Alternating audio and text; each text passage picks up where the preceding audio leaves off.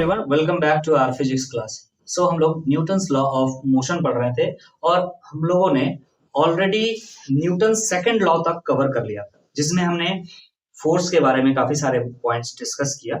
लेकिन आज हम डिस्कस करेंगे वही फोर्स को आगे लेके जाएंगे और उस फोर्स को देखना है कि चूंकि हम लोग मैकेनिक्स पढ़ रहे हैं तो मैकेनिक्स में कितने टाइप ऑफ फोर्सेस हम लोग यहाँ पर अप्लाई करेंगे, कितने टाइप ऑफ फोर्सेस के साथ हमें खेलना है मैकेनिक्स में, हम उनको आज डिस्कस करने जा रहे हैं। और जैसे कि प्रीवियस वीडियो में आपसे प्रॉमिस किया था कि उस वीडियो में आपको कोई न्यूमेरिकल नहीं देखने को मिला था, तो आज हम वेरियस टाइप ऑफ फोर्सेस को डिस्कस करने के बाद इसी वीडियो में कुछ न्यूमेरिकल भी प्रैक्टिस करेंगे। तो चलिए स्टार्ट करते हैं। पहला टॉपिक और most important topic in mechanics, that is common forces in mechanics. Mechanics में कई सारे फोर्सेस एक्ट में आएंगे, जिनमें से कुछ इंपॉर्टेंट फोर्सेस के बारे में आपको शुरुआत में ही जानकारी होना चाहिए। धीरे धीरे आपको बहुत सारे फोर्सेस के बारे में जानकारी होगा, लेकिन शुरुआत में ही आपको इन फोर्सेस के बारे में जानकारी होना चाहिए। Without that you can not solve a single अच्छा क्वेश्चन इन दिस चैप्टर। तो चलिए स्टार्ट कर रहे हैं। पहला एक फोर्स है वेट, सबको पता है, इसके बारे में डिस्कस कर रहे हैं। Weight of an object is the force with which earth attracts it. Weight क्या है भाई? ग्रेविटेशनल फोर्स को ही तो वेट कहते हैं। बात समझ में आ रहा है? सबको पता है। अगर ये सरफेस है, यहां पर हमने ऑब्जेक्ट को रख दिया, तो इस ऑब्जेक्ट का वेट किधर लग रहा है? बोले सर नीचे की तरफ। अरे भाई ऐसा मत बोलना, नीचे की तरफ। किधर लग रहा है? अर्थ की तरफ। किधर लग रहा है? अर्थ की तरफ। ऐसा फोर्स जिस फोर्स से अर्थ किसी ऑब्जेक्ट को अपनी ओर अट्रैक्ट करता है, उसे ही हम क्या कहते हैं? ग्रेविटेशनल फोर्स, या वेट भी उसी को ही कहते हैं। क्लियर है? क्लियर है, ठीक है। It is also called the force of gravity। इसे आप फोर्स ऑफ ग्रेविटी कहते हो या सिंपल ग्रेविटेशनल फोर्स भी कहते हो। द ग्रेविटेशनल फोर्स, कोई दिक्कत नहीं है, समझ में आ रहा है? आपको पता है वेट का फॉर्मूला क्या होता है बच्चा? वेट इक्वल टू क्या होता है? Mass into gravitational acceleration. और चूंकि ये फोर्स है, W is not work, W is weight, तो ये एक फोर्स है। फोर्स का डायरेक्शन होता है, किधर होता है? Towards the earth. ध्यान रखिएगा, हमेशा टुवर्ड्स द अर्थ होगा। आगे अभी डिस्कस करेंगे, हम ड्राइंग बना के समझेंगे। एक और फोर्स है बच्चा, रिएक्शन और नॉर्मल फोर्स। अब रिएक्शन नाम क्यों है ये आगे जाके समझ में आएगा, क्योंकि न्यूटन्स थर्ड लॉ आपने नहीं पढ़ा ना। न्यूटन्स थर्ड लॉ में जो है एक्शन रिएक्शन के बारे में डिस्कस होता है, क्लास 9 तो पढ़े हो। तो रिएक्शन नाम क्यों पढ़ा बाद में समझ में आएगा। फिलहाल नॉर्मल फोर्स भी आप कह सकते हैं इसको। What is it? रिएक्शन और नॉर्मल फोर्स क्या है? बोल रहा when a body is placed on a rigid surface. ध्यान दीजिएगा, कहां पे रखा हुआ हो कोई ऑब्जेक्ट? रिजिड सरफेस पे। ऐसा नहीं होना चाहिए कि कोई ऑब्जेक्ट को पानी में हमने रखा है। No, this force will only arise when we place an object in a rigid surface. You can see, हमारा हाथ एक रिजिड सरफेस है जिस पर हमने ये मार्कर को रखा है। सो यहां पर एक ये फोर्स लग रहा है, नॉर्मल फोर्स लग रहा है। क्लियर है कि नहीं? किधर लगेगा, कितना लगेगा, उसके बारे में आगे डिस्कस करेंगे।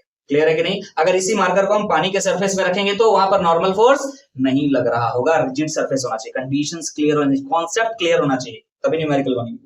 When a body is placed on a rigid surface, the body experiences a force which is perpendicular to the surface of contact, which is perpendicular to the surface of contact। Object जिस surface के contact में होगा, उस contact surface के perpendicular direction में एक force होगा, जिसे आप क्या कह रहे हो? नॉर्मल फोर्स या रिएक्शन। लिख रहा आगे, the force is called normal force और रिएक्शन। तो चलिए हम दो कंडीशन लेकर के आपको दिखाते हैं। क्लियर? ध्यान दीजिए, मान लीजिए आपके पास ये सरफेस है, ठीक है? सरफेस ये है आपका rigid surface, rigid surface, solid कोई सरफेस, और इस पर कोई ऑब्जेक्ट रखा हुआ है। ध्यान दीजिएगा, इस पर एक ऑब्जेक्ट रखा हुआ है। लेट्स सपोज स्ट्रेट लिखा हुआ, स्ट्रेट है ना, आप लोग को स्ट्रेट दिख रहा है, ठीक है? यहां पर हमने एक ऑब्जेक्ट रख दिया, लीजिए ये है ऑब्जेक्ट। क्लियर है? समझ में आ रहा है? तो इस ऑब्जेक्ट का वेट किधर लगेगा? तो sir downwards. If this is the surface of earth, then इस पर फोर्स जो लगेगा वो हमेशा नीचे की तरफ लगेगा। आप कह सकते हैं this is the direction of weight. और ये किसके बराबर होगा? अगर इस बॉडी का मास है m, तो फोर्स का फॉर्मूला क्या हो जाएगा? Weight equal to mg। कोई दिक्कत है तो बताइए। क्लियर है कि नहीं है? अच्छा, तो सर नॉर्मल फोर्स किधर लग रहा है? अरे भाई, जो भी सरफेस है उस सरफेस के परपेंडिकुलर होगा, उस सरफेस के परपेंडिकुलर, वो भी किधर? वेट जिधर लग रहा है उसका ऊपर की तरफ लग रहा है। क्लियर है कि नहीं? लेकिन इस बात को ध्यान में डालो, perpendicular to the surface of continent. Sir क्यों इतना चिल्ला के बोल रहे हैं, क्योंकि आगे अभी आपको समझ में आएगा, इसलिए चिल्ला के बोल रहे हैं। देखो ये ऊपर के डायरेक्शन में एक फोर्स लग रहा है बाबू, इसको क्या बोलते हैं, नॉर्मल फोर्स एन लिख दिया, या रिएक्शन फोर्स आर भी लिख सकते हैं आप। क्लियर है कि नहीं? एक और कंडीशन लेते हैं ताकि आपको और ज्यादा क्लियर हो, ध्यान दीजिएगा। हम कह रहे हैं आपके पास इस तरह का सरफेस नहीं है, अब आपके पास इस तरह का surface, this is the surface, this you may say it is a inclined plane. ये क्या है? इंक्लाइंड प्लेन है। आप इस तरह का प्रॉब्लम जो है पहले भी किए हैं। इस तरह से जो भी सरफेस है उससे कितना एंगल उठा हुआ है, हॉरिजॉन्टल जो सरफेस है उससे थीटा एंगल जो है इंक्लाइंड है, हम मान के चल रहे हैं। क्लियर है कि नहीं? अब इस पर कोई ऑब्जेक्ट अगर रखा हुआ तो उस पर डील करते हैं दो फोर्स के बारे में। यस और नो? क्लियर है कि नहीं? तो हम रखते हैं यहां पर एक ऑब्जेक्ट इस तरह से रखा हुआ, एकदम सेम ऑब्जेक्ट है मान लीजिए, बस इसको क्या कर दिया गया, ऐसे इंक्लाइंड कर दिया गया, थीटा एंगल से इंक्लाइंड कर दिया गया। अब इस पर डील कीजिए। चलिए बोलिए कि इधर वेट किधर लग रहा है, इस पर वेट नीचे की तरफ लग रहा है। इट मींस वेट अगर नीचे की तरफ लग रहा है तो this is the direction of weight, you में से दिस इज mg।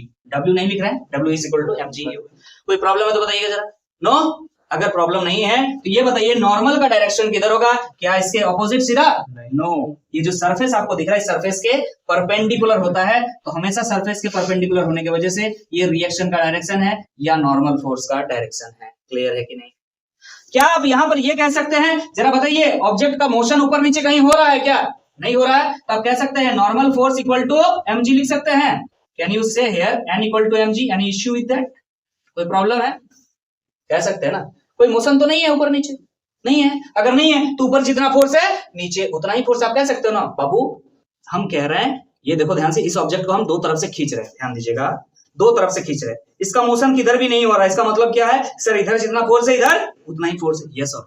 तो हम कह रहे हैं कि इस ऑब्जेक्ट का ऊपर नीचे कोई मोशन नहीं हो रहा है, इसका मतलब ऊपर जितना फोर्स है नीचे उतना ही फोर्स है। क्या हम लिख सकते हैं n इक्वल टू mg? आपसे यहां पर पूछ रहे हैं, जरा बताइएगा, क्या n इक्वल टू mg लिख सकते हैं? No. Here n is not equal to mg, तो क्या होगा n equal to mg? उस समय आपको क्या करना होगा जानते हैं? आपको रिजोल्यूशन ऑफ वेक्टर पता होना चाहिए। रिजोल्यूशन ऑफ वेक्टर क्या है? सर ये mg जो आप देख रहे हैं ये भी एक फोर्स ही तो है, फोर्स का डायरेक्शन होता है। ये किस एंगल पर है? सर इंक्लाइंड एंगल दिख रहा है यहाँ पर। एक काम करते हैं, थोड़ा बहुत मैथमेटिक्स लगाना होगा, ध्यान दीजिएगा, याद रखिए, यहाँ पर जो भी एंगल होता है यहाँ पर वही एंगल होता है। सर कैसे? आपको कैसे पता है भाई? लास्ट चैप्टर में इसका यूज करके हम दिखाए थे, फिर कर रहे हैं क्योंकि बार बार यूज होगा। ध्यान से देखिए, थोड़ा बहुत मैथमेटिक्स लगा रहे हैं, ध्यान दीजिएगा। इधर हम यहाँ पर हम एक्स एक्सिस वाई एक्सिस बना दिया, ध्यान दीजिएगा, ध्यान दीजिएगा। इधर एक फोर्स आपको दिख रहा है जो कि रिएक्शन फोर्स है या नॉर्मल फोर्स है, जो आप कह रहे हैं ये रिएक्शन। क्लियर है कि नहीं? ये जो आप सरफेस देख रहे हैं यहाँ पर भी आप ऐसे एंगल एक बना दीजिए, आप कह सकते हैं यहाँ पर। तो ये जो एंगल आपको दिख रहा है आप कह सकते हैं ये है, और ये हॉरिजॉन्टल है, ये हॉरिजॉन्टल है, ये वाला आपका डायरेक्शन ये इंक्लाइंड वाला है। तो ये वाला एंगल अगर थीटा है तो ये कितना होगा आपसे पूछ रहा है, बोलिए 90 माइनस। तो ये क्या हो जाएगा? थीटा हो जाएगा। ये कितना हो जाएगा? 90 माइनस थीटा। ये कितना हो जाएगा? थीटा। ये अगेन 90 माइनस थीटा। बच्चा इसके जस्ट पीछे एक लाइन बना दीजिए इस तरह से। तो यहाँ पर ये क्या होगा? थीटा होगा, और ये फिर क्या होगा? 90 माइनस थीटा होगा। आप देख रहे हैं कहां पर? देखिए ध्यान से, ये नॉर्मल के जस्ट अपोजिट ये वाला देख रहे हैं, और ये जो दिख रहा है ये आपको क्या दिख रहा है? mg दिख रहा है। ध्यान से देखिए, ये mg। क्लियर है कि नहीं? और ये वाला फोर्स दिख रहा है नॉर्मल के just opposite. Yes sir, normal के जस्ट अपोजिट डायरेक्शन में आपने लाइन बनाया है, इन दोनों के बीच में एंगल क्या दिख रहा है आपको? थीटा दिख रहा है। तो हम कह रहे हैं यहाँ पर जितना एंगल होगा यहाँ पर उतना एंगल बना दीजिएगा, बार बार आपको सॉल्व करके नहीं दिखाएंगे मार्क। क्लियर है कि नहीं? तो ध्यान दीजिए, ध्यान दीजिए, ध्यान दीजिए। इस mg को अगर दो पार्ट में हम रिजॉल्व कर दें तो इधर क्या होगा? जिधर थीटा उधर cos थीटा, तो इधर क्या हो जाएगा बच्चा? mg cos थीटा, और इधर क्या हो जाएगा जरा बता सकते हैं क्या? sin theta. Very good. तो इधर हो जाएगा mg sin थीटा। mg को हमने दो पार्ट में डिवाइड कर लिया, resolution of vector. So this is mg cos theta and this is mg sin theta. Now you can say n is equal to mg cos theta. आगे, क्योंकि ऊपर नीचे तो मोशन नहीं हो रहा। आप बोलेंगे नहीं सर ये ऑब्जेक्ट जो है स्लाइड कर रहा है। अरे भाई तब भी ऊपर नीचे मोशन थोड़ी हो रहा है, मोशन तो इधर हो रहा है। किस वजह से हो रहा होगा? mg sin थीटा की वजह से हो रहा होगा, है ना?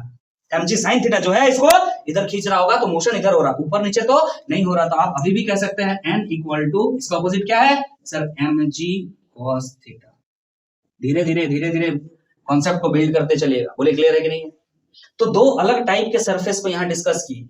वेट आपको हमेशा टुवर्ड्स दी अर्थ लगेगा, और रिएक्शन या नॉर्मल फोर्स हमेशा perpendicular to the contact surface लगेगा। ध्यान रखिएगा, इधर भी perpendicular to the contact surface, ये कॉन्टेक्ट सरफेस था, ये कॉन्टेक्ट सरफेस था, परपेंडिकुलर लगेगा। सिर्फ अभी हमने इतना ही डिस्कस किया। तो मैकेनिक्स में और भी कुछ टाइप के फोर्सेस रेगुलरली यूज होंगे, तो उसको भी पहले डिस्कस कर लेंगे। अब हम नेक्स्ट टाइप ऑफ फोर्स के तरफ जा रहे हैं जो मैकेनिक्स में वेरियस टाइम्स यूज होते हैं, टेंशन। टेंशन का जब भी नाम सुनना दिमाग में आ जाना चाहिए, या तो स्ट्रिंग है, या तो रोप है, या तो चेन। स्ट्रिंग समझ में आ रहा, रोप, चेन। स्ट्रिंग मतलब समझ धागा, रोप मतलब रस्सा, चेन मतलब समझ ही रहे हैं, है ना, ये दिमाग में आ जाना चाहिए। तो क्या है ये टेंशन? लिख रहा है the force exerted by the end of taut string. Taught का मतलब क्या है, याद रखिएगा, वेरी टाइट। टॉट का मतलब क्या लिखा हुआ है, वेरी टाइट, ठीक है। या फिर कह सकते हैं नॉट लूज, लूज नहीं होना चाहिए। ये जो भी है, स्ट्रिंग हो चाहे रोप हो चाहे चेन हो, क्या होना चाहिए, दोनों एंड से टाइट होना चाहिए पूरा, लूज जरा भी नहीं होना चाहिए। लूज स्ट्रिंग, रोप या चेन का टेंशन नहीं होता है भाई। समझ में आ रहा कि नहीं आ रहा? तो क्या होना चाहिए, स्ट्रेच्ड होना चाहिए, दोनों तरफ से टाइट होना चाहिए। फिर से पढ़ रहे हैं, the force exerted by the end of taut string, rope और चेन अगेंस्ट पुलिंग, जिसे आप क्या कह सकते हैं, अप्लाइड फोर्स। जो कोई भी अप्लाई करेगा फोर्स, तब जो उस पे क्या आएगा, एक फोर्स आएगा जिसे हम क्या नाम देंगे, टेंशन नाम, is called tension. The direction of tension is so as to pull the body. ये चीज हम अभी समझाते हैं, ध्यान दीजिए। मान लीजिए कि एक बॉडी है, इस बॉडी को आपको उधर लेके जाना है, लेकिन ये बॉडी साइज में काफी बड़ा है, तो आप उस बॉडी को पकड़ करके नहीं ला सकते। उसमें एक हुक लगा हुआ है, यहाँ पर इस बॉडी में, यहाँ एक हुक लगा हुआ है, और इस बॉडी में हुक के थ्रू आपने एक स्ट्रिंग का इस्तेमाल कर लिया, या रोप का इस्तेमाल कर लिया, या चेन का इस्तेमाल कर लिया, आपका इच्छा, जो भी इस्तेमाल कर रहे हैं, या तो स्ट्रिंग, या तो रोप, या तो चेन का इस्तेमाल आप कर रहे हैं। आपने यहां पर इसको होल्ड किया, और होल्ड करके आपने इधर एक फोर्स लगाया, let suppose this is F, आपने लगाया, this is applied force, this is applied force. Clear है कि नहीं? तो अब ये स्ट्रिंग जो है लूज तो नहीं है, क्योंकि इधर ये ऑब्जेक्ट के साथ होल्ड किया हुआ है, और हम इधर से फोर्स लगा रहे हैं, तो ये टाइट है। इस टाइट कंडीशन में इस पर एक टेंशन आएगा। आपको आप ये भी देखे होंगे कि कई बार ऐसा प्रैक्टिकल करते समय, ऐसा काम करते समय ये रस्सी टूट जाता है ना। तो टूट क्यों गया? क्योंकि इस रस्सी पर एक फोर्स लग रहा था, जो फोर्स को वो विथस्टैंड नहीं कर पाया, बर्दाश्त नहीं कर पाया। समझ में आ रहा कि नहीं आ रहा? तो रस्सी का अपना एक कैपेसिटी होता है, जिस कैपेसिटी से ज्यादा फोर्स अगर उस पर लग जाएगा तो वो ब्रेक कर जाएगा, है ना। तो वो कौन सा है कैपेसिटी? टेंशन है। टेंशन की मैक्सिमम टेंशन इसका कितना है, फिलहाल आप कितना टेंशन लगा रहे हैं वो कैसे निकालेंगे? तो मान लीजिए इस स्ट्रिंग में आप फोर्स कितना लगा रहे हैं, एफ लगा रहे हैं, तो इस पर टेंशन कितना जनरेट होगा? उतना ही जनरेट होगा जितना आपने फोर्स लगाया। पहला बात तो ये, यहां पर जो टेंशन फोर्स होगा, टेंशन फोर्स, और सर फॉर्मूला बताइए, कुछ फॉर्मूला नहीं होता है। Tension force is equal to applied force होता है, ध्यान रखिएगा। क्या होता है? अप्लाइड। सो आप लिख सकते हैं tension equal to F. F आपने लगाया था, तो टेंशन किसके बराबर है? एफ के बराबर। कंडीशन समझ में आ गया है, लूज नहीं होना चाहिए। अब बात करते हैं, चूंकि ये एक फोर्स है, तो इसका डायरेक्शन किधर है टेंशन का, है ना। क्लियर है कि नहीं? तो यहां पे लिखा है, लिख रहा है the direction of tension is so as to pull the body, as to pull the body, this is the body, has to pull the body, so this is the direction of tension, you can say, according to the definition, this is the direction of tension force, and this is how much it is equal to the applied force. आप जितना force लगाया उतना ही tension है। Clear है? अब हम थोड़ा सा ट्रिक के बारे में बात करते हैं, कि जो कि आगे जाकर के यूज आप करोगे टेंशन को लेकर। क्लियर है कि नहीं है बच्चा? ध्यान दीजिएगा, ध्यान दीजिएगा। मान लीजिए कि आपके पास ये एक सीलिंग है, और यहां पर एक रोप लगा हुआ है, और आप इस रोप को पकड़ करके नीचे खींच रहे हैं। You are applying a force in this rope, F is the force. तो ये स्ट्रिंग लूज नहीं है, टाइट है, टॉट स्ट्रिंग है। टॉट स्ट्रिंग का मतलब वेरी टाइट और नॉट लूज, लूज नहीं होना चाहिए। आगे बात करते हैं। सवाल है कि सर टेंशन किधर होगा? सर जिधर फोर्स अप्लाइड होता है उधर ही टेंशन होता है ना? लेकिन क्या कीजिएगा, हमेशा ध्यान से सुनिए। इस स्ट्रिंग में टेंशन जो है वो दोनों तरफ है। कैसे सर, क्या बोलना चाहते हैं? डायरेक्शन जब भी निकालिए, हम ट्रिक कह रहे हैं, डायरेक्शन जब भी टेंशन फोर्स का निकालिए, ऐसा डायरेक्शन दीजिए जो स्ट्रिंग खुद को लूज करने का कोशिश कर रहा है। हम हिंदी में लिखते हैं, ध्यान से देखिएगा। ऐसा डायरेक्शन लें जिससे ये लगे कि स्ट्रिंग या रोप या चेन, जिससे ये लगे कि स्ट्रिंग खुद को लूज करने का कोशिश कर रहा हो। तो अगर हम इस स्ट्रिंग को इस तरह से फोर्स लगा के खींच रहे हैं तो ये स्ट्रिंग खुद को लूज करने का कोशिश करेगा, मतलब ये ऐसा जाएगा, मतलब टेंशन का डायरेक्शन ऐसा होगा और ऐसा होगा। अगर दोनों तरफ से इस जगह फोर्स लगे तो हम कह सकते हैं ये लूज हो जाएगा, तो टेंशन का डायरेक्शन दोनों है भाई, हाँ ना? आप कह रहे हैं कि हमने इधर फोर्स लगाया तो टेंशन ऐसा होना चाहिए, ये बॉडी भी कहेगा न्यूटन थर्ड लॉ पढ़ने के बाद कि तुमने जिधर उतना उधर जो फोर्स लगाया ना, हम भी इधर उतना फोर्स लगाए। तो इसका मतलब हो सकता है आपको लग रहा है कि हमने फोर्स लगाया, ये बॉडी भी उतना ही फोर्स लगा रहा है इस पर। सो यू कैन से बोथ डायरेक्शन में टेंशन लग रहा है और ऐसा लग रहा है ये खुद को लूज करने का कोशिश करेगा। ऐसा याद रखिएगा, खुद को लूज करने का कोशिश करेगा। जहां तक बात है इसका एप्लीकेशन का, तो एप्लीकेशन हम समझाएंगे इसी क्लास में, क्योंकि बहुत सारे न्यूमेरिकल हम इसके सॉल्व करेंगे ना, तो आपको ऑटोमेटिक समझ में आएगा। वैसे blocks contact with a string बोल करके भी टॉपिक है, जिसका अलग सेपरेट जो है क्लास होगा, उसमें भी समझ में आएगा। बट फिलहाल ये ध्यान रखिएगा कि टेंशन का डायरेक्शन कैसे लेना है, ऐसा होना चाहिए कि लगेगा स्ट्रिंग खुद को लूज करने का कोशिश कर रहा है, बस डायरेक्शन वैसा बैठा देना। फिलहाल हमको दिख रहा था ऐसे स्ट्रेच किए थे तो इस डायरेक्शन में लूज करने का कोशिश करेगा, तो दोनों डायरेक्शन हमने टेंशन का दे दिया। बोलिए क्लियर है? आगे बढ़ जाए, हम इसका एप्लीकेशन हम आगे देखेंगे। चलिए एक और टाइप के फोर्स है जिसको डिस्कस करेंगे। नेक्स्ट टाइप ऑफ फोर्स की तरफ आगे बढ़ा, that is spring force.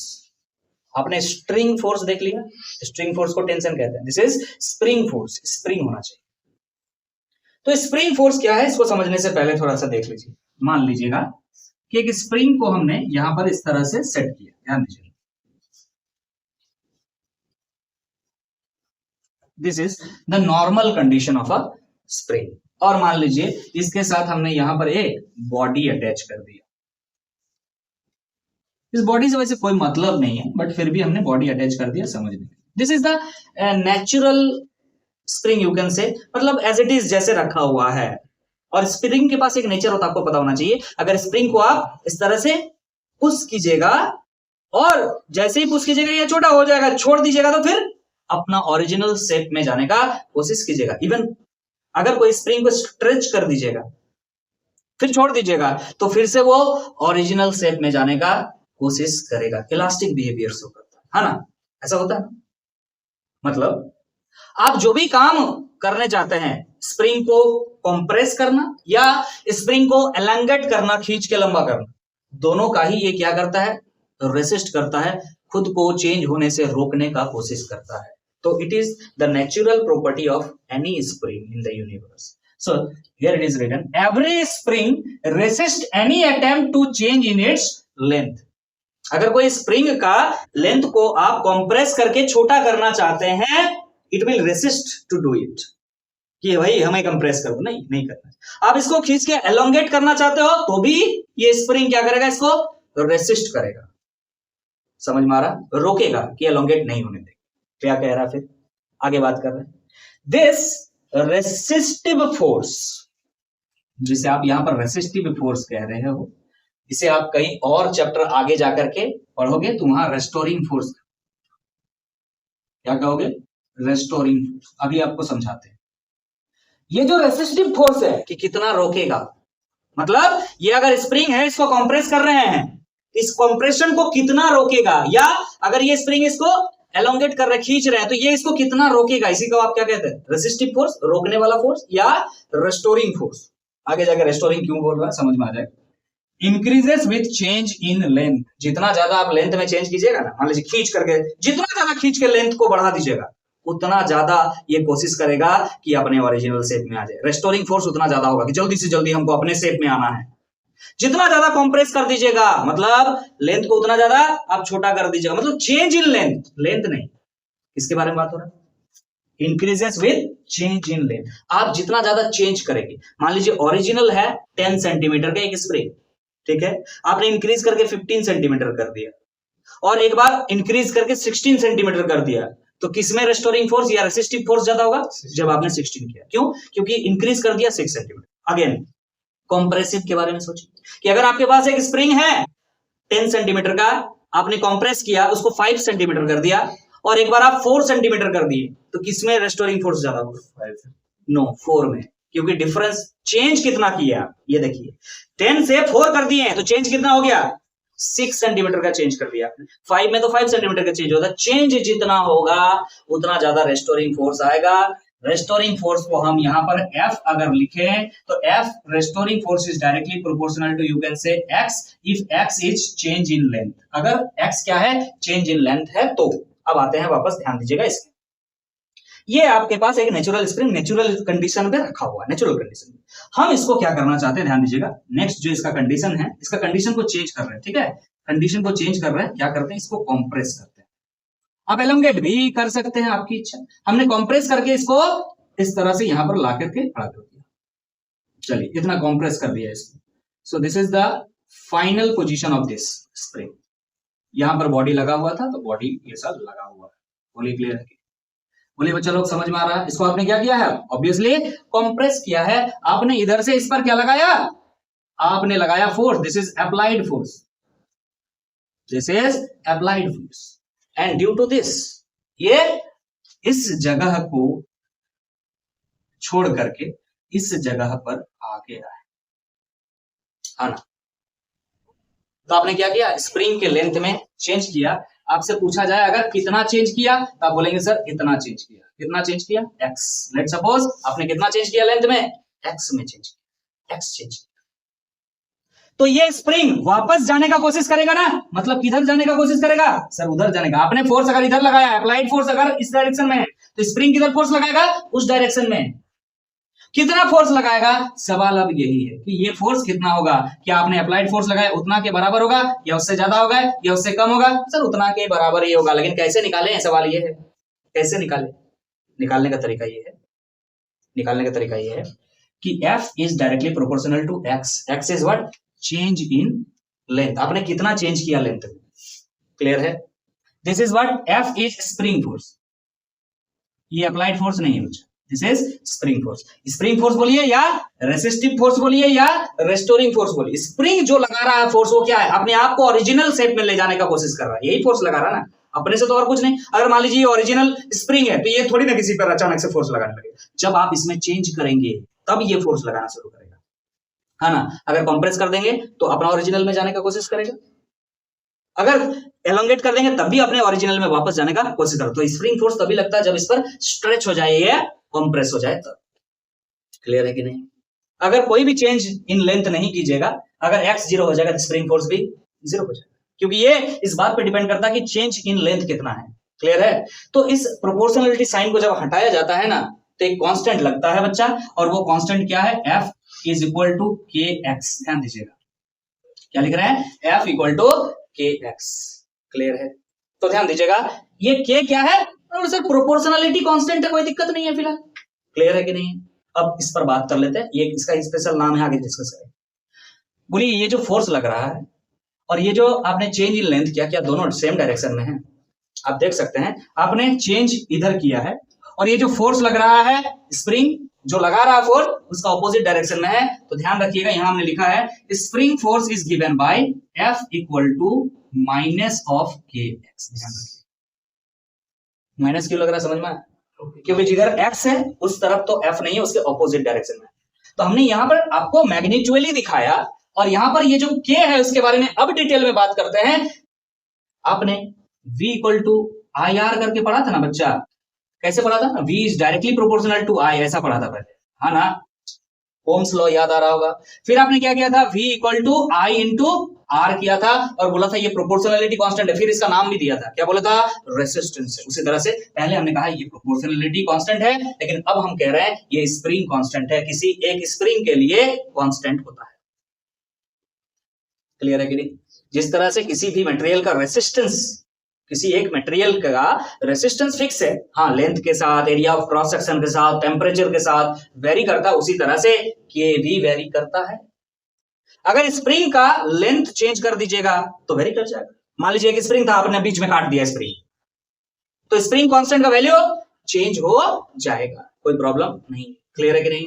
So for a specific spring K is nothing but spring constant, यहां लिख दिया है, वेयर के इज चेंज इन लेंथ, पहले से डिस्कस कर रहे हैं, and x is change in length and के इज स्प्रिंग कांस्टेंट। ध्यान रहेगा ये बात?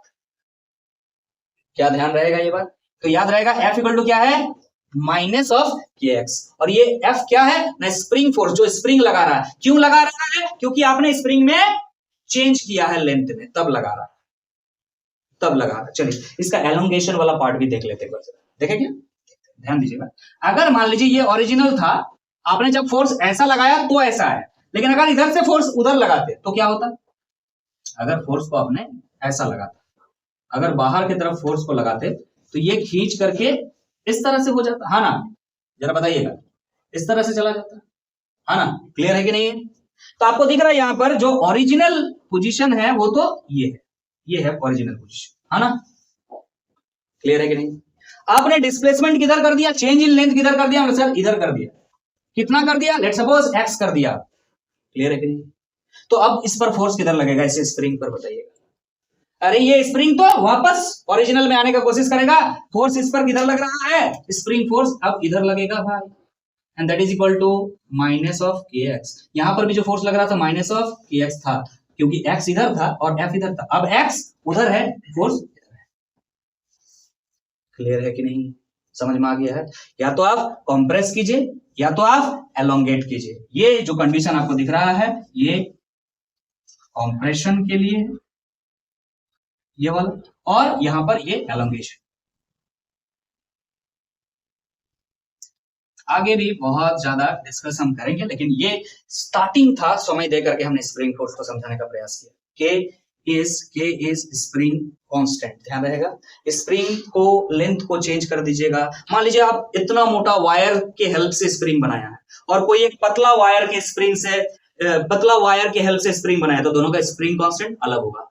भले दोनों मटेरियल सेम हो, आयरन से बनाया मान, लेकिन अलग होगा। क्लियर है? इसका मतलब क्रॉस सेक्शन भी डिपेंडेंट है, जैसे रेसिस्टेंट डिपेंड करता था ना, उसी तरह से। लेकिन कैसे, कितना, कहां, वो आगे का विषय है, डिस्कशन होगा। अभी तो जस्ट छोटा सा हमने टॉपिक लिया है, कॉमन फोर्सेस इन मैकेनिक्स, ये बात कर रहे हैं। बहुत डिटेल में चर्चा करेंगे, आगे जाकर के जरूरत पड़ेगा ऑब्वियसली, आगे जाकर के तब हम बहुत डिटेल में डिस्कस करेंगे। चलिए हम आगे बढ़ेंगे, अब हम नेक्स्ट टॉपिक की तरफ बढ़ेंगे। और भी कई फोर्सेस हैं मैकेनिक्स में जो यूज करें, लेकिन धीरे धीरे स्टेप वाइज आपको आगे समझ में आएगा। जैसे कि फ्रिक्शन फोर्स मैकेनिक्स में यूज होता है, हमने डिस्कस नहीं किया, उसका एक सेपरेट टॉपिक चलेगा। क्लियर है कि नहीं? जितने फोर्सेस यहाँ डिस्कस हुए उससे रिलेटेड जो न्यूमेरिकल्स है वो आगे डिस्कस करेंगे, लेकिन उससे पहले एक और कॉन्सेप्ट समझना जरूरी है। अब हम आगे बढ़ रहे हैं, ध्यान दीजिएगा, एक फ्रेश और न्यू टॉपिक, जो कि आगे ये जो टाइप ऑफ फोर्सेस अभी आपने पढ़ा उन सबको अप्लाई करने में हेल्प करेगा। क्या कह रहा है?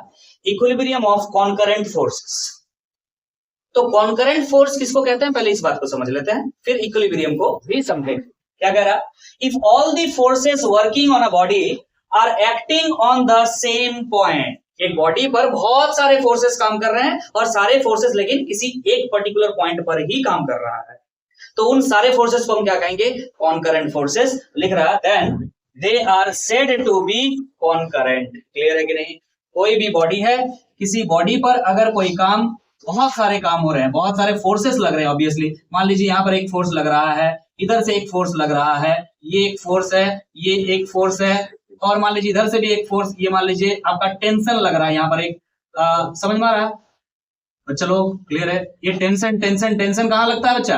अगर स्ट्रिंग है तो बहुत सारे फोर्सेस लग गया, लेकिन किसी एक पर्टिकुलर पॉइंट पर लग रहा है, अगर आप देख पा रहे हैं तो यहाँ पर लग रहा है ना। इन सभी फोर्सेस को क्या बोलेंगे? कॉनकरेंट फोर्सेस। क्लियर है कि नहीं है? अच्छा, ये टेंशन इधर ही क्यों है? क्योंकि हम इधर से ना इस ब्लॉक को खींच रहे हैं। मान ये एक ब्लॉक है, जिस ब्लॉक को हम उधर से खींच रहे हैं, तो टेंशन होगा ना इस पर। ये स्ट्रिंग है तो टेंशन होगा। इधर से कोई फोर्स लगा रहा है, इधर से कोई फोर्स लगा रहा है, वो अलग चीज है।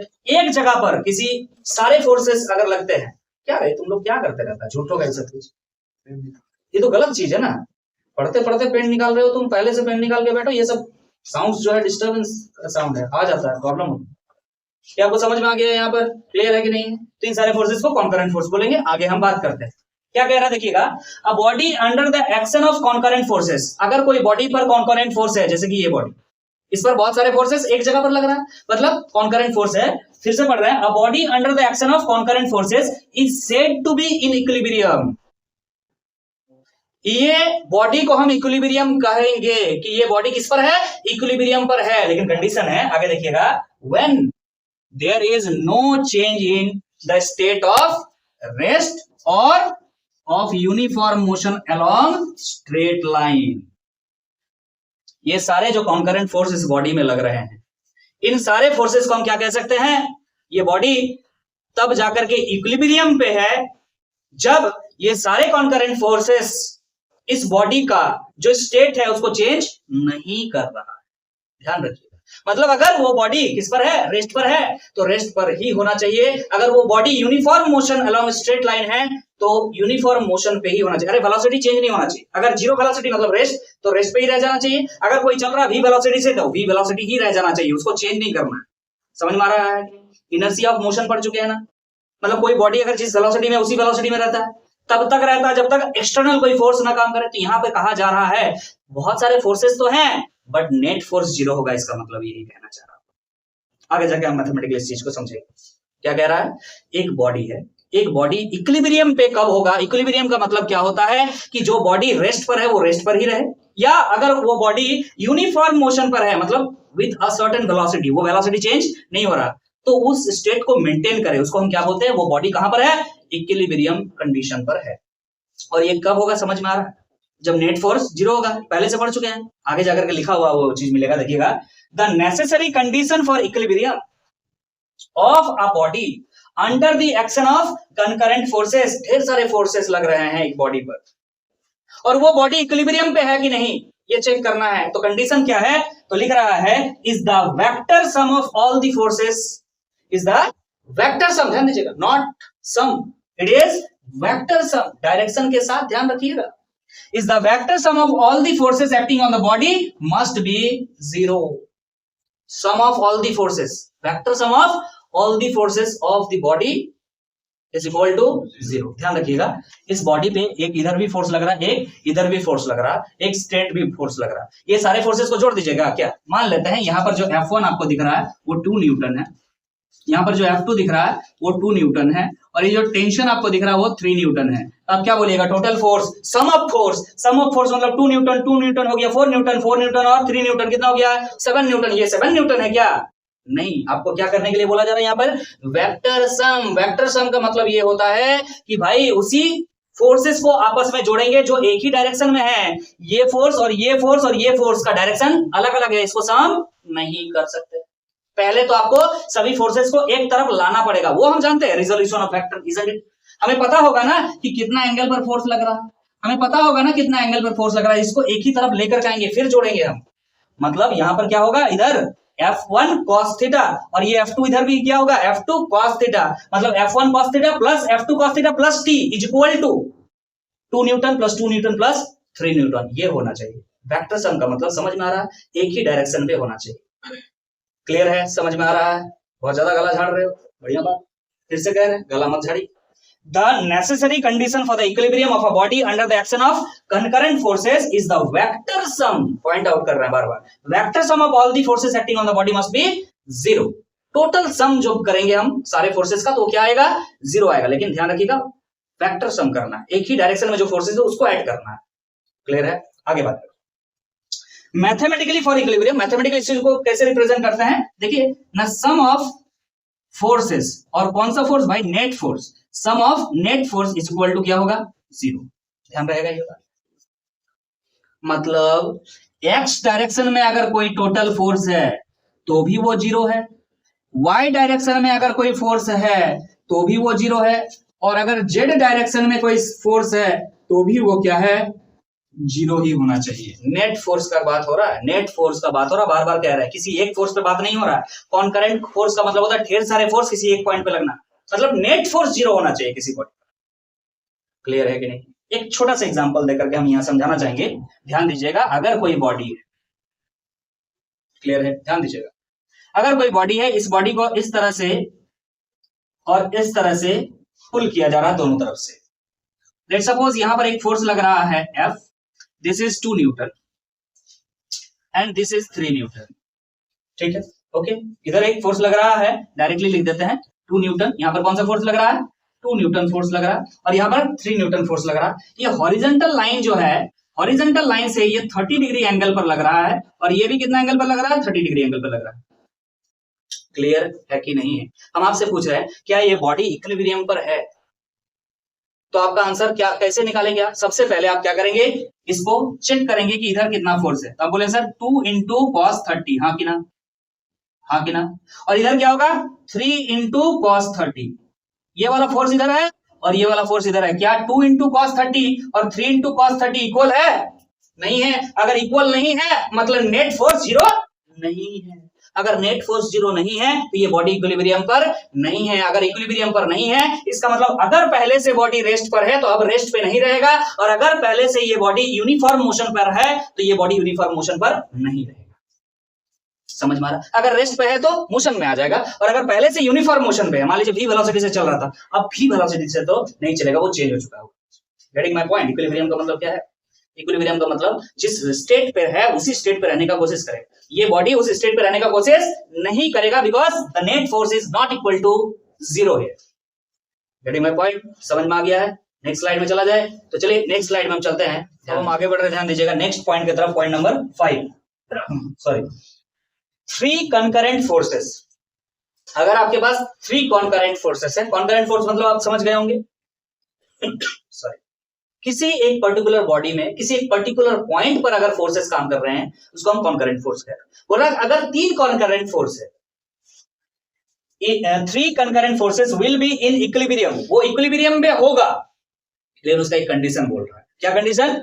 If they can be represented completely by 3 sides of a triangle taken in order. बहुत स्ट्रॉन्ग इंग्लिश है भाई साहब, समझना बड़ा तकलीफ वाला बात है।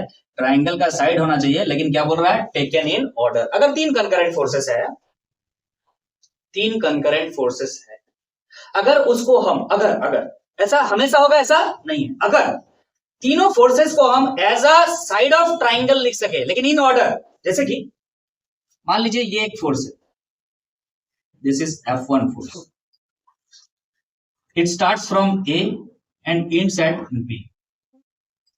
एक फोर्स है, स्टार्ट हो रहा है B से C तक जा रहा है, मान लीजिए दैट इज F2 फोर्स। एक फोर्स है जो C से स्टार्ट हो रहा है और एंड कहां पर हो रहा है, A पर हो रहा है, सॉरी F3 पर हो रहा है। तो ध्यान दीजिएगा ये एक ट्राइंगल बन चुका है, और ये जो साइड्स है वो ऑर्डर में लिया हुआ है, A से B, फिर B से C, फिर C से वापस A, ऑर्डर में होना चाहिए। अगर आप ये तीनों कंकरेंट फोर्स को इस तरह से रिप्रेजेंट कर पाए कभी, तो अगर ऐसा कभी रिप्रेजेंट कर पाए कभी, तो ये बॉडी जिस पर भी ये तीनों फोर्सेस लगा है वो बॉडी कहां पर होगा, इक्विलिब्रियम पर होगा, और नेट फोर्स यहां पर क्या होगा, रे F net will be equal to 0। कैसे होगा? तीनों फोर्सेस को जब आप ऐड करोगे बच्चा, F1 vector plus F2 vector plus F3 vector जो करोगे वो क्या आ जाएगा, 0 आ जाएगा। ध्यान रखिएगा इस बात। आप वेक्टर पढ़े हैं ना, आपको पता है कि अगर एक वेक्टर ऐसा है, अगर एक वेक्टर ऐसा है तो उसका रिजल्टेंट वेक्टर कैसा होता है, ऐसा होता है ना। लेकिन आप क्या कर रहे हैं, यहां पर अगर ये ए वेक्टर है, ये बी वेक्टर है, तो आप उसका ऑपोजिट ये ले रहे हैं। अभी फिलहाल क्या ले रहे हैं? इसका जस्ट ऑपोजिट डायरेक्शन में ले रहे थे। ये रिजल्टेंट वेक्टर हुआ करता था, लेकिन ऑपोजिट डायरेक्शन जैसे कर देते हो माइनस आर वेक्टर हो गया कि नहीं हो गया? तो आर वेक्टर यहां पर क्या करते थे बताओ जरा? आर वेक्टर होता था ए वेक्टर प्लस बी वेक्टर, होता था कि नहीं होता था? लेकिन ऑपोजिट डायरेक्शन, चूंकि ये एक्चुअली में किधर होता था? डायरेक्शन ऐसा होता था, ऐसा होता था, है ना? Triangular law of vector addition ये होता था। अगर आप यहां पर क्या कर रहे हो? इस डायरेक्शन को ऑपोजिट कर दे रहे हो अगर इस डायरेक्शन को ऑपोजिट कर ले रहे हो तो आर जो है किस में बदल जा रहा है? माइनस आर में बदल जा रहा है। तो आर अगर माइनस आर में बदल जाएगा तो ये जो चीज R equal to A plus B है, वो आर से तुमने क्या कर दिया? आर जो पहले था वो माइनस में बदल चुका है। अब क्या हो चुका है? आर से ये माइनस आर हो चुका है। और इस माइनस आर के साथ ये दोनों को ऐड करोगे तो क्या होगा? जीरो ही होगा ना। अब अगर माइनस आर के साथ ए वेक्टर प्लस बी वेक्टर को ऐड करोगे तो क्या होगा? जीरो होगा कि नहीं? अरे आर वेक्टर का मतलब क्या है? ए वेक्टर प्लस बी वेक्टर पहले से है। समझ में आ रहा कि नहीं आ रहा है? और ए प्लस बी अलग से तुम ए बी और ये आर जोड़ रहे हो, लेकिन अब आर आर नहीं है, अब क्या हो चुका है? माइनस आर हो चुका है, ऑपोजिट डायरेक्शन में ले चुके हैं। तो तीनों को ऐड करोगे तो क्या आना चाहिए? जीरो आना चाहिए, because R is equal to A plus B. No, always R क्या होता है? माइनस लिखे हैं, आर का मतलब ए प्लस बी है। और पहले से तुम यहां पर क्या कर रहे हो? ए प्लस बी कर रहे हो। बोलो, अब आ रहा है जीरो? दिख रहा है? समझ में आ रहा कि नहीं? अरे वेक्टर में पढ़े हो तुम ये सब चीज। तो यहाँ पे तीनों फोर्सेस को जब ऐड करते हैं तो वो जीरो आता है। कारण है उसके पीछे वेक्टर सर। आप यहाँ पे जो ट्राइंगल ले रहे हैं ये उसके बाद इसका ऑपोजिट डायरेक्शन जो होता था वो रिजल्टेंट होता था, लेकिन अब क्या कर रहे हो? वापस ऐसा कर दे रहे हो। तो three concurrent forces if can be represented in form of triangles taken in order, then that body is in equilibrium, because net force क्या होगा? जीरो होगा। इतना ये सब लिखने की जरूरत नहीं है, ऑलरेडी हम एक्सप्लेन कर चुके हैं वेक्टर में। अगर बच्चा वेक्टर पढ़ के इस चैप्टर में आया है तो ऑलरेडी उसको समझ में आ रहा होगा, बट फिर भी हमने हाईलाइट किया। आगे बढ़े क्या? आगे बढ़ते हैं। और क्या चीजें हम सीखेंगे? Lami's theorem. अगर तीन कॉन्करेंट फोर्सेस है, for three concurrent forces, for concurrent forces, चलिए एक काम करते हैं, कॉन्करेंट फोर्स लेते हैं। ध्यान दीजिएगा, एक फोर्स लिए यहां पर F1 फोर्स, यहां पर एक फोर्स लग रहा है, ये पॉइंट पर लग रहा है मान लीजिए। यहां पर एक और फोर्स लग रहा है, this is F2 force. Concurrent है कि नहीं? दोनों एक ही पॉइंट पर लग रहा है। एक और फोर्स हमने ले लिया, मान लीजिए ये है, दिस इज F3 फोर्स। तो ये तीनों फोर्स कॉन्करेंट है ना, किसी एक ही पॉइंट पर पर्टिकुलर लगा, तो कॉन्करेंट फोर्स है। तो हम लिख रहे हैं for concurrent forces Lami's theorem is applicable. तो कैसे लगाएंगे? लगाने का तरीका ये है कि अगर ये F1 वेक्टर है, ये F2 वेक्टर, ये F3 वेक्टर है, तो तरीका है, लिखेंगे सबसे पहले F1 vector divide by, F1 vector नहीं लिखना है, F1 वेक्टर का मैग्नीट्यूड लिखना है। मैग्नीट्यूड ऑफ F1 वेक्टर कितना है? F1 समझ में आ रहा? डिवाइड बाय, डिवाइड बाय इसके सामने एंगल देखना है, इसके सामने वाला एंगल लिखना है कि F2 और F3 के बीच में एंगल कितना है। Let suppose this is alpha, तो आपको डिवाइड में लिखना है sine alpha is equal. Clear है? अब आपको लिखना है F2 का मैग्नीट्यूड, F2 वेक्टर का मैग्नीट्यूड डिवाइड बाय F2 के सामने जो एंगल दिख रहा है आपको वो लिखना है। मान लेते हैं F1 और F3 के बीच में एंगल जो है बीटा है, तो आपको लिखना है sign beta, that is equal क्या होगा? F3 का मैग्नीट्यूड, और F3 का जो मैग्नीट्यूड होगा उसको डिवाइड करेंगे किससे? इसके सामने जो एंगल होगा, दैट इज F1 और F2 के बीच का एंगल साइन गामा। अगर यहाँ पे गामा एंगल है तो क्लियर है कि नहीं? ये ऑलरेडी बेसिक मैथ में हमने पढ़ाया है। क्लियर है कि नहीं? This is called Lami's theorem and applicable for the three concurrent forces. Clear है? याद रहेगा ये बात। अगर F1 लिख रहे हो तो डिवाइड में साइन क्या होगा? F2 और F3 के बीच का एंगल। क्लियर है ना? अगर F2 लिख रहे हो तो F1 और F3 के बीच का एंगल जो होगा उसके साथ साइन के साथ लिखना होगा। ये इस तरह से याद रखना है। अगर F3 लिख रहे हो तो F2 और F1 के बीच का जो एंगल है गामा, उसके साथ साइन लिखना है, साइन गामा लिखना है। क्लियर है कि नहीं है? So these are some concept of concurrent forces in equilibrium. समझ में आ गया? तो ये असल में जो एप्लीकेशन है वो कहां का है? तो आप कह सकते हैं फर्स्ट लॉ का है, isn't it? First law inertia के बारे में बात करता था और यहां पे वही बात तो कर रहा है। अगर नेट फोर्स क्या हो जाए? जीरो हो जाए, तो वो बॉडी अपने इक्विलिब्रियम स्टेट को मेंटेन करता है। यस और नो? ये बॉडी तब तक अपने इक्विलिब्रियम स्टेट को चेंज नहीं करता है अपने स्टेट को कभी चेंज नहीं करता है जब तक बाहर से कोई एक्सटर्नल फोर्स ना लग जाए। तो यहाँ तो कह रहा है net force is equal to 0, मतलब वो बॉडी किस में रहेगा, रेस्ट है तो रेस्ट पे रहेगा, यूनिफॉर्म मोशन में है तो यूनिफॉर्म मोशन में रहेगा। मतलब these are the concepts behind first law of motion और लॉ ऑफ इनर्शिया यू में से, isn't it? तो अब हमारा ड्यूटी है कुछ न्यूमेरिकल्स प्रैक्टिस करना। हमने अभी तक बहुत सारे थ्योरीज को कवर कर लिया है, बट बेस्ड ऑन दैट अगर हम प्रॉब्लम सॉल्व नहीं करेंगे तो हमारा पढ़ाई, इसका मतलब है सही नहीं चल रहा। कारण यह है कि जो भी चीजें आप पढ़े उसका एप्लीकेशन आपको समझना जरूरी है, और एप्लीकेशन आप तब समझ पाएंगे जब आप प्रॉब्लम्स फेस करें। तो let's do some problems regarding this concepts. अब हम आगे बढ़ रहे हैं। अब हमारा सीधा सीधी जो कॉन्सेंट्रेशन रहेगा न्यूमेरिकल सॉल्विंग की तरफ रहेगा, क्वेश्चन सॉल्विंग की तरफ रहेगा। जैसे कि पहला क्वेश्चन हमने एक कॉन्सेप्चुअल क्वेश्चन लिया। अगर अभी तक आप सारे बातों को अच्छा से समझे हैं तो इस क्वेश्चन को आप आराम से डील करिएगा, क्योंकि धीरे धीरे आप लैंग्वेज को समझते चलिए। न्यूमेरिकल डील करना अब आपका प्रैक्टिस का हिस्सा होना चाहिए, आपका स्टडी का हिस्सा होना चाहिए। देखिए पहला सवाल हमने लिया है, 3 forces starts acting simultaneously on a particle। 3 force है साथ में, एक साथ साइमल्टेनियसली उस पर काम करना स्टार्ट किया है एक पार्टिकल पर, मूविंग विद वेलोसिटी v। जो पार्टिकल मूव कर रहा है कितना वेलोसिटी से, v वेलोसिटी से मूव कर रहा है। तीनों फोर्सेस उस पर एक ही साथ काम करना स्टार्ट हुआ है। Okay, these forces are in magnitude and direction by 3 sides of a triangle ABC। ये जो 3 फोर्सेस है बोल रहा है वो तीनों फोर्सेस डायरेक्शन वाइज और मैग्नीट्यूड वाइज एक ट्राइंगल का हिस्सा है एबीसी, जो कि ड्राइंग में ऑलरेडी दिया हुआ है एज सो। क्लियर है? तो आप दिख रहा है किसी एक पार्टिकल पे फोर्स है इस डायरेक्शन में, एबी के डायरेक्शन में, और एक फोर्स है बीसी के डायरेक्शन में, एक फोर्स है सीए के डायरेक्शन में। तीनों कॉन्करेंट फोर्स ही है, एक ही जगह पर जो है ये वर्क कर रही है। ध्यान दीजिए, मान लीजिए यहां पर पार्टिकल ये ए बी दिख रहा है, ए बी ऐसा इस पर फोर्स लग रहा है, लेट्स सपोज ये आपको दिख रहा है बीसी, बीसी इस तरह से इस पर वर्क कर रहा है, और ये आपको दिख रहा है सीए इस तरह से इस पर काम कर रहा है। अभी अब फील हो रहा है, समझ में आ रहा है? ये तीनों क्या है, कॉन्करेंट फोर्स है। And these 3 concurrent forces are represented in a triangle, you can say continuous triangle. Order में है, सारे जो फोर्सेस हैं वो इस ट्राइंगल का हिस्सा है, साथ में क्या है, एक ही ऑर्डर में है, ए बी फिर बीसी फिर सीए ऑर्डर में है। तो हमने आपको ये बताया था कि नेट फोर्स जो होगा वो क्या हो जाएगा, इसका 0।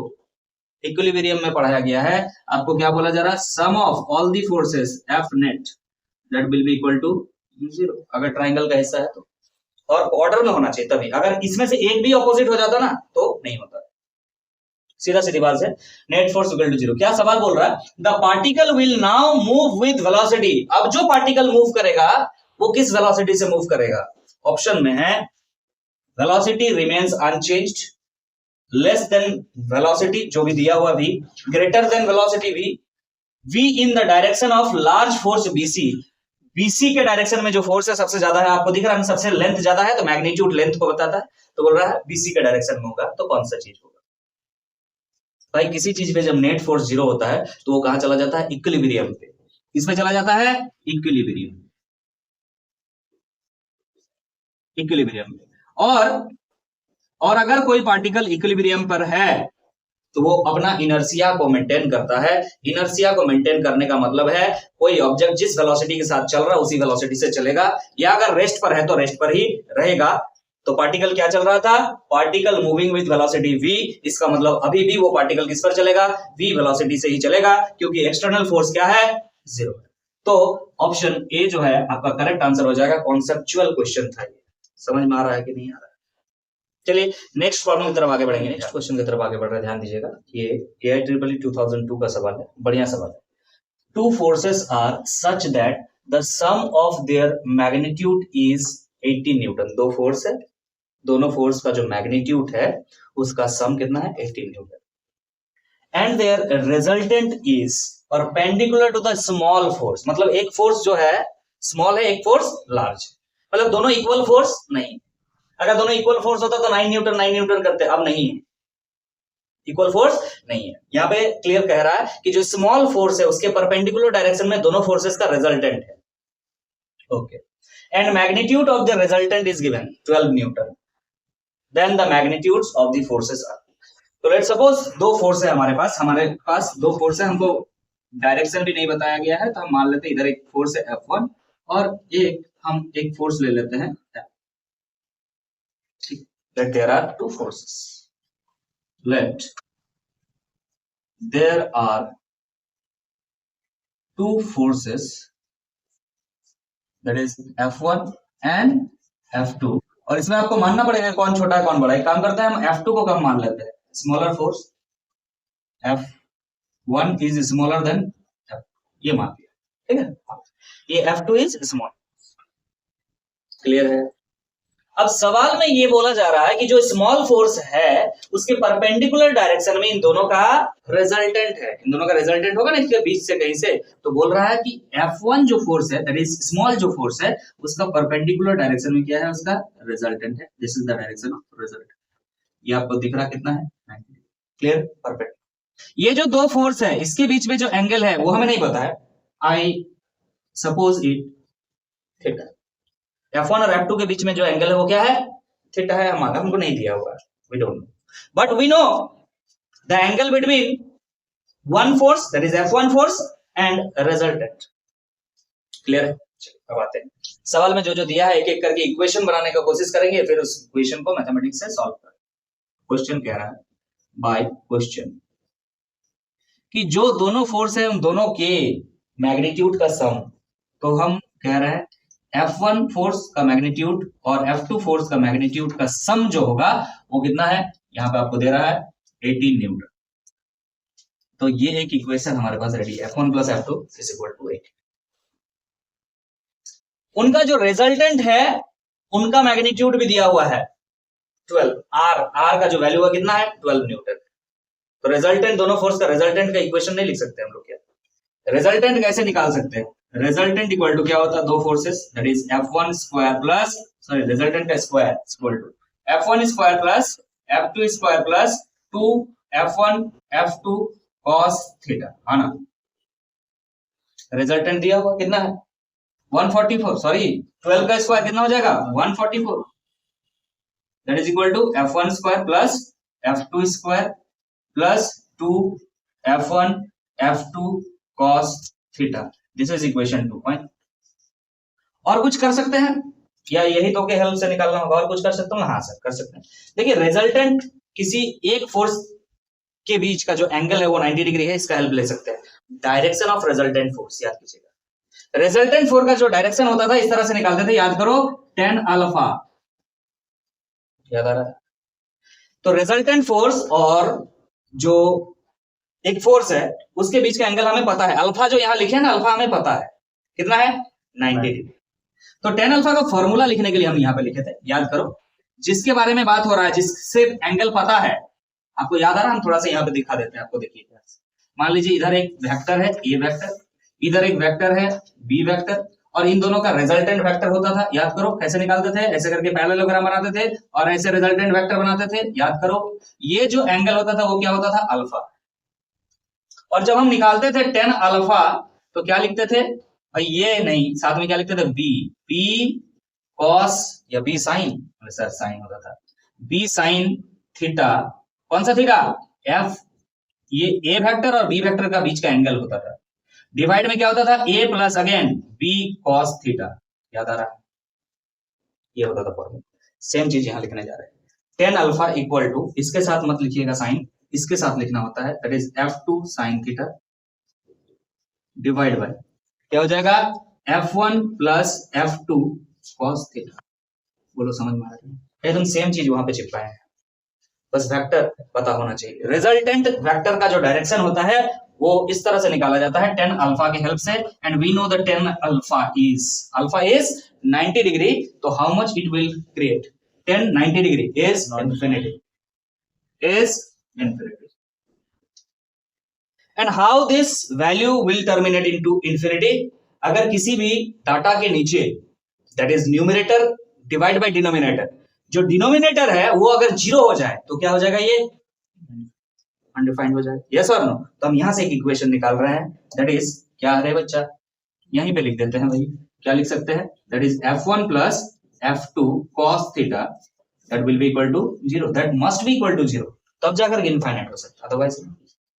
तो यहां से आप ये निकाल पा रहे हैं कि f1 equal to minus of f2 cos theta, या फिर आप लिख सकते हैं minus f1 by f2 equal to cos theta. बोलिए क्लियर है? क्लियर है कि नहीं? क्लियर है? अगर आपको ये बात क्लियर है तो यहां पर एक काम कीजिए, पुट कर दीजिए cos थीटा की जगह उस चीज को, ध्यान दीजिएगा, करके देखते हैं, नहीं तो और भी तरीका है हमारे पास, जो आसान होगा वो आप बनाइएगा, कोई दिक्कत नहीं, हम करके देखते हैं। यहाँ पर 2 f1 f2, यहाँ पर cos थीटा का वैल्यू कितना बैठाओगे बच्चा, माइनस f1 बाई f, क्या लिखोगे, minus f1 by f। Clear है कि नहीं? ठीक है, अब यहां पर ये f2 और f2 कैंसिल हो जाएगा, क्या बचेगा यहां पर देखो जरा, 144 is equal to f1 square plus f2 square, यहां पे ध्यान से देखो माइनस है, माइनस बाहर आ जाएगा 2 f1 इंटू f1 मतलब हो गया f1। क्लियर है कि समझ में आ रहा है? आगे बढ़ते हैं, देखिए ध्यान से, 144 is equal to f1 square minus 2 f1 square, मतलब यहां से आ जा रहा है f2 square minus f1 square, कोई दिक्कत? यहां दिख रहा है a square minus b square, तो इसको सॉल्व करना होगा मैथमेटिक्स से, that is a plus b into a minus b। Yes और नो? बोलो क्लियर है कि नहीं? बोलो हाँ कि ना? क्लियर है? यहां तक क्लियर है? यहां तक क्लियर है? तो देखो ध्यान से, क्या इधर जगह दिख रहा है, हम अलग कलर का पेन से लिखते हैं, थोड़ा सा इंक कम आ रहा है, देखिए ध्यान से, यहां तक ठीक है। अब हम इसके आगे यहां पर बना रहे हैं बच्चा, ध्यान दीजिएगा, हम दिखे नहीं दिखे, सॉल्यूशन दिखना चाहिए, दिख रहा है सॉल्यूशन, दिख रहा है?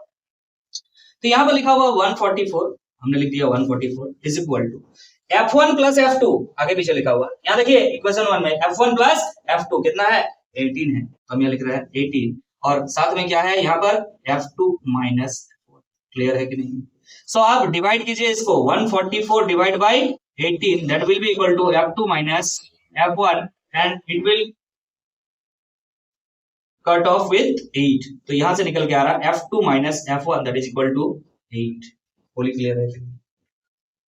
अब आप यहां देख रहे हैं इक्वेशन 1, यहां पर दिख रहा है इक्वेशन 2, एक काम करते हैं इक्वेशन 1 और इक्वेशन 2 को सॉल्व कर देते हैं, सॉरी इसको हम 3 बना लेते हैं, हम कर देते हैं दोनों को ऐड, इक्वेशन 1 प्लस इक्वेशन 3, तो देखिए ध्यान से क्या क्या कट जाएगा, f1 प्लस f2 है, यहाँ पे क्या है f2 माइनस f1 है, f1 और f2 सॉरी f1 और f1 यहाँ पर कैंसिल हो जाएगा, ये दोनों को ऐड करेंगे तो क्या हो जाएगा 2f1, शॉर्टकट में बना रहे हैं, क्या हो जाएगा 2f2, सॉरी f1 तो कैंसिल हो जाएगा, f1 और f2 2f2 कर दे रहे हैं, इसको और इसको ऐड कीजिए, 18 और 8 को ऐड कीजिएगा, कितना आ जाएगा 26, सो f2 विल बिकम 13 न्यूटन, कितना है f2 13 न्यूटन।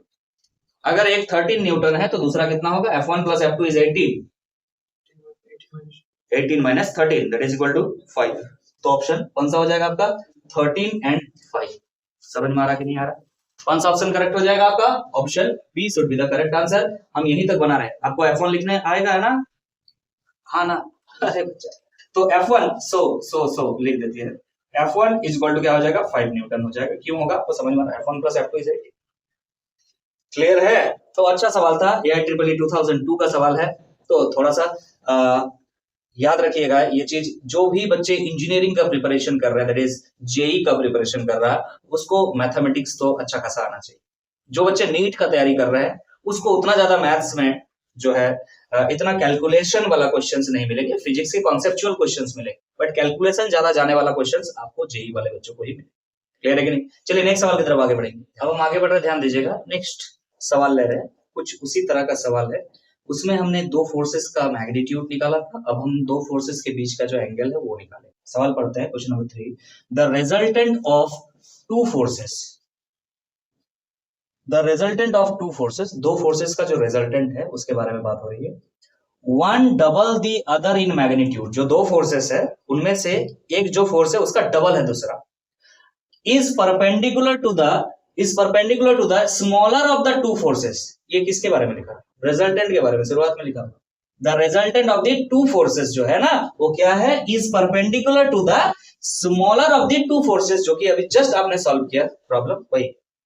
लेकिन इसमें एक बात और बता दिया गया है कि one double of the other in magnitude, मतलब एक जो फोर्स है दूसरा फोर्स उसका डबल है। The angle between the forces is, clear है, क्लियर है। तो आपके पास दो फोर्स है, एक फोर्स ये हमने ले लिया F2 sorry F1 force, and एक और फोर्स ले लिया हमने F1 फोर्स। हमें नहीं पता इन दोनों के बीच का एंगल क्या, यही निकालना है, यही निकालना है। लेकिन ये बात क्लियर है कि इन दो फोर्स का जो रिजल्टेंट है, इन दो फोर्स का जो रिजल्टेंट है वो स्मॉलर का क्या है, परपेंडिकुलर है। तो हमने फिर से दो फोर्स माना और हमने ये सपोज कर लिया कि F1 is smaller than F, ये मान लिया। क्लियर है कि नहीं, समझ में आ रहा है कि नहीं यार, बोलिए क्लियर है, उल्टा जा रहा है थोड़ा सा सीधा, बोलिए क्लियर है। यहाँ पर F2 करना होता है, यहाँ हमने F1 लिया है, यहाँ F2 लिया है, और ये रिजल्टेंट है। F1 और F2 का क्या है, रिजल्टेंट है। रिजल्टेंट कितना है ये नहीं कहा गया है, रिजल्टेंट का मैग्नीट्यूड नहीं दिया गया, बट रिजल्टेंट और स्मॉलर फोर्स के बीच का एंगल जो है वो दिया हुआ 90 डिग्री है, परपेंडिकुलर बोला है, दैट इज अल्फा। अभी बैठाए थे, चलो एक बार और बैठाते हैं। क्या हो जाएगा, 10 अल्फा, 10 अल्फा हो जाएगा आपका, बताइए जरा क्या लिखेंगे, सॉरी F2 लिखना होता है, F2 साइन थीटा। चलिए दोनों फोर्स के बीच का एंगल हमने क्या ले लिया, थीटा, डिवाइड बाय क्या हो जाएगा, F1 plus F2 cos theta. Clear है। एक बात और याद ध्यान दीजिएगा, by question, by question, question ये कह रहा है कि अगर F1 फोर्स आपका F है, लेट सपोज, तो F2 फोर्स कितना होगा, 2F होगा। F1 स्मॉलर है बोले हैं इसलिए F ले लिए, तो F2 जो होगा वो क्या हो जाएगा, उसका डबल हो जाएगा। यहां सवाल में बोला है 1 double the other in magnitude. Clear है। हम यहाँ इस चीज को अप्लाई करते हैं, यहाँ पे अल्फा का वैल्यू 90 डिग्री है तो ये इनफाइनाइट हो जाएगा, सीधा सीधी बात कर रहे हैं, क्लियर है कि नहीं। और यहाँ पर F2 की जगह पे हम लिख सकते हैं 2F sine theta, again divide में क्या हो जाएगा, F प्लस 2F। बात हो रहा, बात मत कीजिए, बात मत कीजिए, यहां तक क्लियर है, कोई दिक्कत है तो समझो जरा। देखिएगा यहाँ पर क्या आ जा रहा है, ये इनफाइनाइट कब होगा, जब डिनोमिनेटर 0 होगा, और कोई चांस तो है नहीं। तो यहां से समझ में आ रहा है F plus 2F cos theta must be equal to 0। यहां से चेक करते हैं, फिर यहां पर उठा करके हम सॉल्व करने शुरू कर रहे हैं। ध्यान दीजिएगा, F plus 2F cos theta is equal to, अगर 0 है तो यहां से F कॉमन ले लीजिए। एक काम कीजिए, एक को दूसरे तरफ लेके जाइए, F equal to minus 2F cos theta cut जाएगा, इससे बेटर होगा, अच्छा लगेगा, क्योंकि फोर्स तो निकालना नहीं है ना, कितना फोर्स, एंगल से मतलब है ये F और F कैंसिल हो जाएगा, तो यहां से निकल करके आपका आ जा रहा है that is cos theta equal to, इधर 1 बच रहा, 1 डिवाइड में चला जाएगा 2 माइनस। ये है सॉल्यूशन। देखिएगा कि cos थीटा का वैल्यू -1/2 कब होता है, जब थीटा जो है 120। सो दिस इज द आंसर। दोनों फोर्सेस के बीच का जो एंगल है वो कितना होगा, 120 degree. Option B is the correct answer of this question. Clear है कि नहीं। चलिए एक और सवाल बनाएंगे। अब हम आगे बढ़े, ध्यान दीजिएगा, थोड़ा सा और लेवल धीरे धीरे ऊपर की तरफ लेके चलेंगे। हम लोग नए नए चीजों को सीखने का भी प्रयास करेंगे। क्या कह रहा है देखिएगा, अ मास m is suspended bye a rope from a rigid support at p। देखिए ये एक रिजिड सपोर्ट है, मान लीजिए कि कोई सीलिंग है, वहां से एक रोप लगा हुआ इस तरह से, और यहां पर आपको दिख रहा है कि एक मास जो है टंगा हुआ है as shown. another rope is tied at the end q। यहां ध्यान दीजिएगा, यहां से यहां तक जो स्ट्रिंग है, यहां से एक और स्ट्रिंग लगाया गया है जिस पर क्या है, मास। लिख रहा है another end at q and is pulled horizontally with a force f। यहां ड्राइंग में क्लियर दिखाया गया कि कहां से इस रस्सी को क्या किया जा रहा है, पुल किया जा रहा है। असल में ये इस तरह से था रे बच्चा, इनिशियली अगर देखें ना, अगर सवाल को पढ़े तो इस तरह से टंगा हुआ है। बात समझ में आ रहा है कि नहीं यार। लेकिन यहाँ कोई आ करके क्या किया, इसको पुल कर दिया इधर, तो पुल करके इस कंडीशन पे लेके जाया गया, तब जाकर के ये जो ड्राइंग आप अभी देख रहे हैं वो हुआ है। बात समझ में आ रहा है कि नहीं आ रहा, क्लियर है कि नहीं। तो ये जो फोर्स है ये यहाँ पर दिख रहा है, ये F फोर्स लगाया गया है यहाँ पर, क्लियर। तो जब ये इस तरह से खींचा गया होगा तो यहां पे बोला जा रहा है, आगे देखिएगा, if the rope P Q, ये जो रोप है P Q makes angle theta with the vertical, ये जो वर्टिकल लाइन आपको दिख रहा है, ये जो वर्टिकल लाइन आपको दिख रहा है, यहाँ एंगल कितना बना रहा है, थीटा बना रहा है। और ऐसे खींच करके इसको रुका हुआ, और कुछ नहीं बोल रहा, मोशन वगैरह के बारे में बोल रहा क्या, कुछ नहीं। तो पूछ रहा then tension in the string PQ, ये जो PQ स्ट्रिंग है इस पर टेंशन कितना, रोप है, और रोप को नीचे से कोई फोर्स लगा के खींचा हुआ, इधर से कोई फोर्स लगा के खींचा हुआ, तो इस पर टेंशन आएगा ना। कोई भी स्ट्रेच स्ट्रिंग जो होता है, टाइट स्ट्रिंग जो होता है, उस पर क्या होता है, टेंशन होता है। वो टेंशन कितना है, तो tension is a type of force, यहाँ पे फोर्स ही पूछ रहा है आपसे, यहाँ पर फोर्स स्ट्रिंग में जो आएगा वो क्या है। एक काम करते हैं, यहां से हम एक नया कॉन्सेप्ट का शुरुआत करते हैं, जिसे हम कहेंगे आगे से FBD, फ्री बॉडी डायग्राम।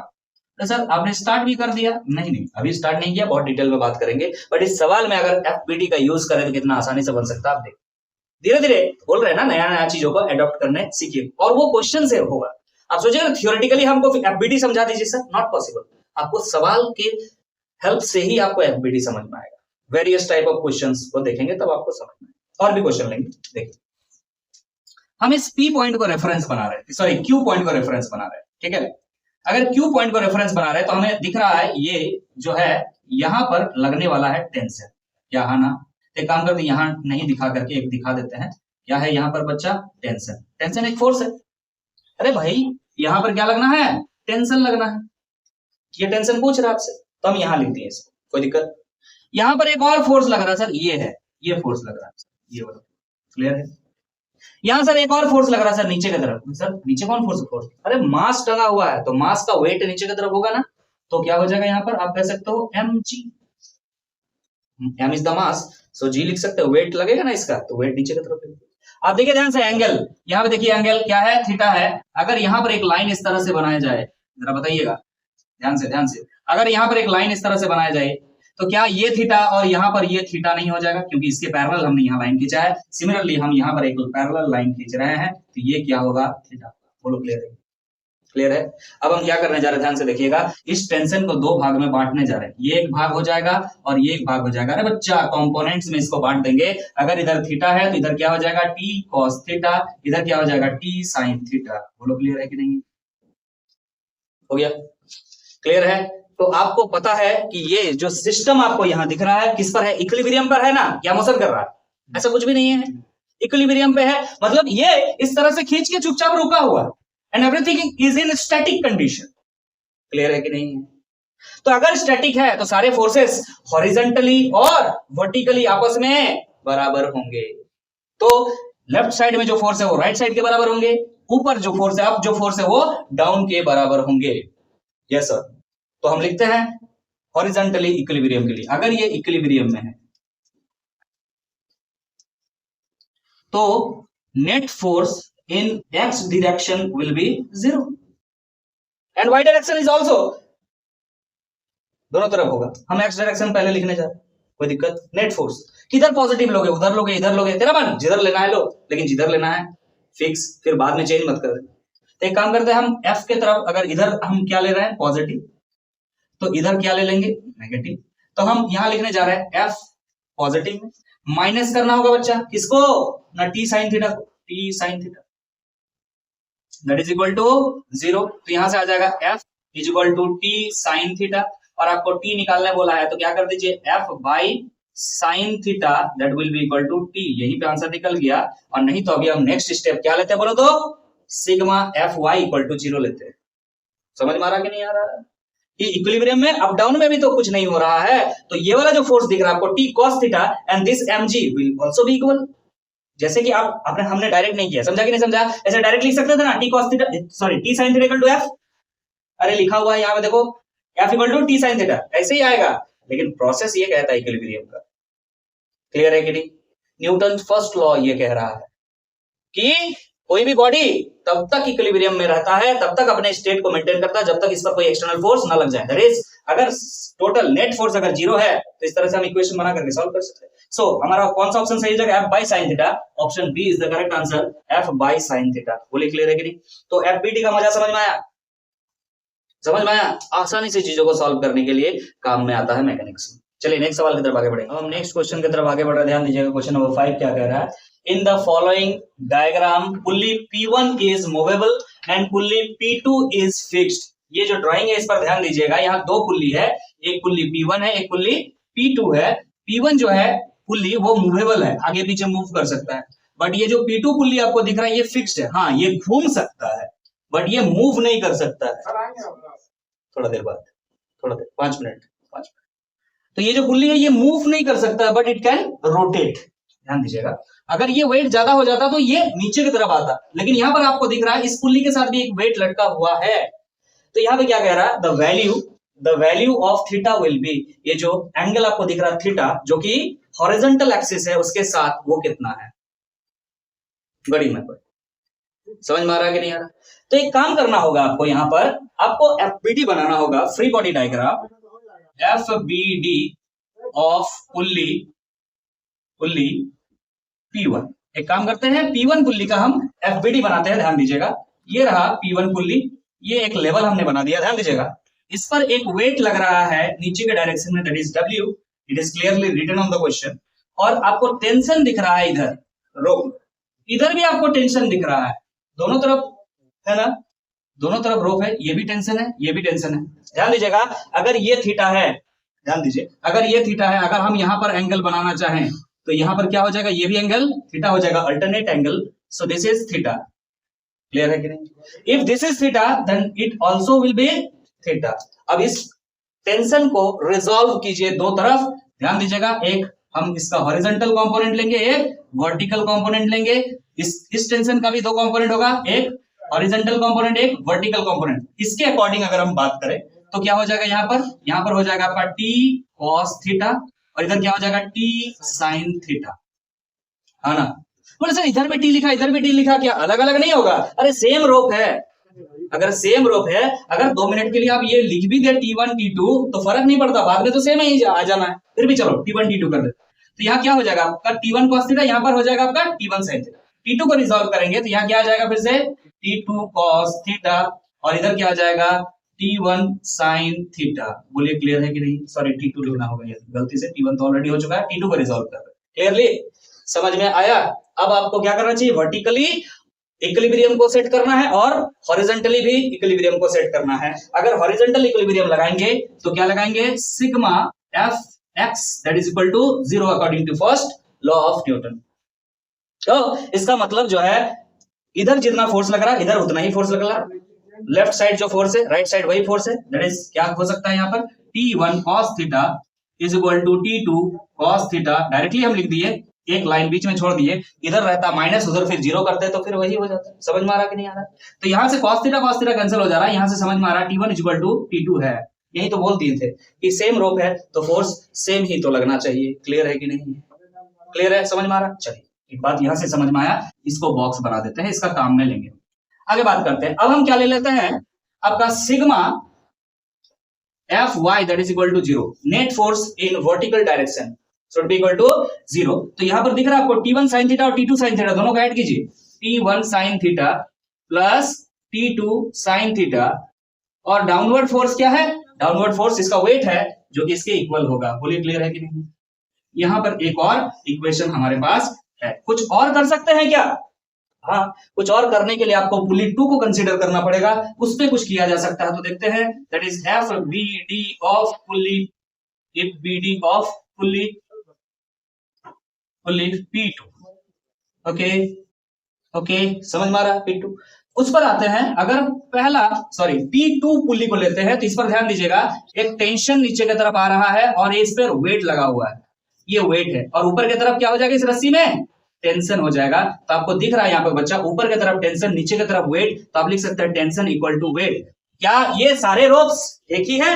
आपको दिख रहा है सारे रोप्स एक ही हैं। इसका मतलब यही जो T है यही T1 है, यही T2 है। इसका मतलब आप यहां से लिख सकते हैं, कंक्लूजन यहां लिख रहे हैं, T1 equal to T2 equal to T equal to W। समझ में आ रहा कि नहीं आ रहा? अगर ऐसा है तो इस इक्वेशन में इस चीज को पुट किया जा सकता है। तो देखिएगा, हम इसको एक काम करते हैं, इक्वेशन 1 लिखते हैं, इसको इक्वेशन 2 लिखते हैं। हम लिख देते हैं फ्रॉम इक्वेशन 2। ध्यान दीजिएगा, क्या लिखना है, T1 की जगह W लिख देते हैं साइन थीटा, फिर T2 की जगह भी W लिख देते हैं W sine theta, that is equal to W। तो ध्यान दीजिए W W और ये W कैंसिल हो जाएगा, तो यहाँ पर आ जा रहा है 2 sine theta is equal to 1। So sine theta is equal to क्या आ जाएगा यहाँ पर 1/2। तो यहाँ से थीटा क्या आ जाएगा आपका 30 डिग्री। बोलिए क्लियर है कि नहीं, theta is 30 degree. You can say option B is the correct answer. Clear है कि नहीं, समझ में आया। जब इस तरह से इक्वेशन बनाते हुए फंसो तो दूसरा को भी कंसीडर में लो। आपको ये बात समझ में आया, यहाँ पर हमने ये पुली लिया, उसके नीचे ये स्ट्रिंग दिख रहा है या रोप बोलिए, ये वेट दिख रहा है। तो अगर वेट नीचे की तरफ लग रहा है बच्चा तो ऊपर की तरफ क्या होगा, टेंशन होगा। और सेम रोप लगा हुआ है यहाँ पर, अगर आप यहाँ पर इस तरह से लिख दिया गलती से तो आप इसको करेक्ट कर लीजिएगा। इस तरह से लगा हुआ पुली और यहाँ से इस तरह से आया हुआ और सेम रोप इधर गया है, तो अगर यहाँ पर टेंशन टी आपको दिख रहा है जो कि किसके बराबर होगा, नीचे जो वेट है, इसका मतलब यही टेंशन इधर भी है। समझ में आ रहा कि नहीं आ रहा, सेम टेंशन।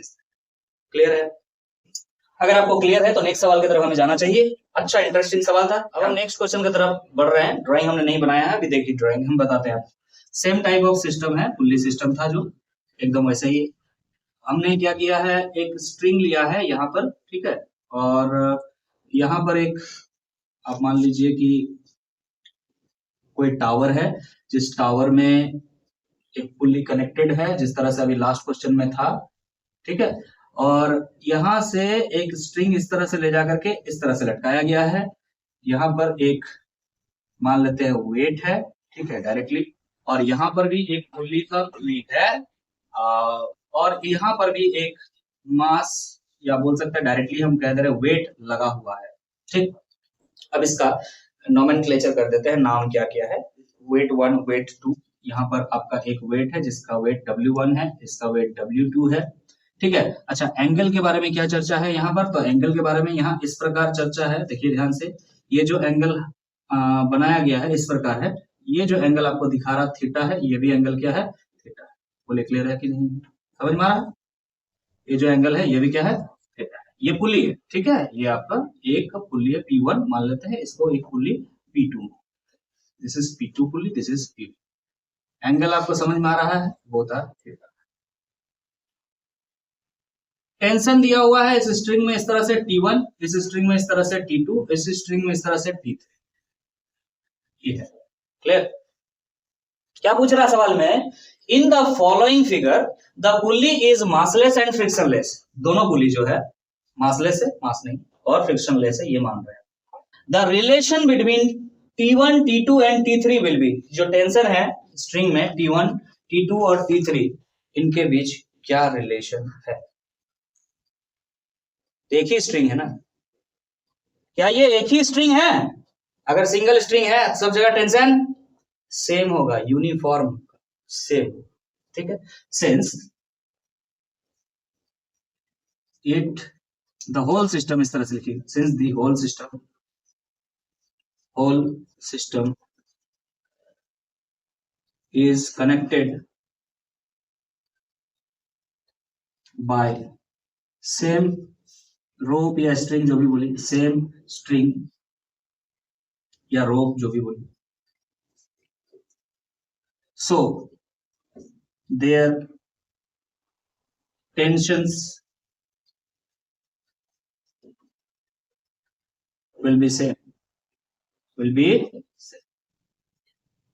मतलब आप जो यहाँ पे T1 टेंशन देख रहे हैं, यहाँ जो T2 टेंशन देख रहे हैं, और यहाँ जो T3 टेंशन दिख रहे हैं, सभी बराबर होंगे। और अगर आपसे नेक्स्ट सवाल पूछ लेता किसके बराबर होगा तो क्या बोलते, यही सवाल, मान लीजिए कि ये किसके बराबर होता तो ये पूछ लेता तो क्या बोलते, तो आप इस पुल्ली P2 पर एक ड्राइंग बना दीजिए। दिख रहा है यहाँ पर क्या है, W2 है, यहाँ पर टेंशन कितना है, T3 है, तो आपको यहाँ दिख रहा है T3 will be equal to W2। ध्यान दीजिएगा, अगर T3 W2 है तो T1 T2 भी W2 के बराबर होगा। हाँ हमारा क्वेश्चन का हिस्सा नहीं है ये, लेकिन ऑप्शन आप देखिए ध्यान से क्या बोल रहा है कि क्या रिलेशन है, T1 T2 T3 आपस में तीनों बराबर होना चाहिए। यहाँ ऑप्शन डी में हमारा दिख रहा है। क्लियर है कि कितना बराबर कितना होता तो वो भी बताया जा सकता है W2 के बराबर। क्लियर है कि नहीं, क्लियर है, बोले सर यहाँ भी तो एक तो लटका, ये मासलेस है, इससे कोई मतलब। क्लियर है कि नहीं, वैसे तुम W1 के साथ भी रिलेशन करा सकते हो। अभी थोड़ा देर पहले देखा ना कि इस टेंशन को आपने इधर कंपोनेंट उधर कंपोनेंट में बांटा, इसको भी बांटा दो तरफ, फिर इक्वेशन बना सकते हो। उतना लोचा करने की जरूरत नहीं है, यहाँ से डायरेक्ट निकल। अरे ऐसे कान पकड़ना आसान है कि ऐसे? तो ऐसे पकड़ लिए आसानी से, बाकी उससे भी कर सकते हैं, कॉम्प्लेक्सिटी में जाओगे तो कर सकते हो। क्लियर है ना? चलिए नेक्स्ट सवाल की तरफ आगे बढ़ेंगे। अब हम सेम सवाल को ले रहे हैं, बस पैटर्न को थोड़ा सा बदल दिया गया है। क्या बोल रहा है?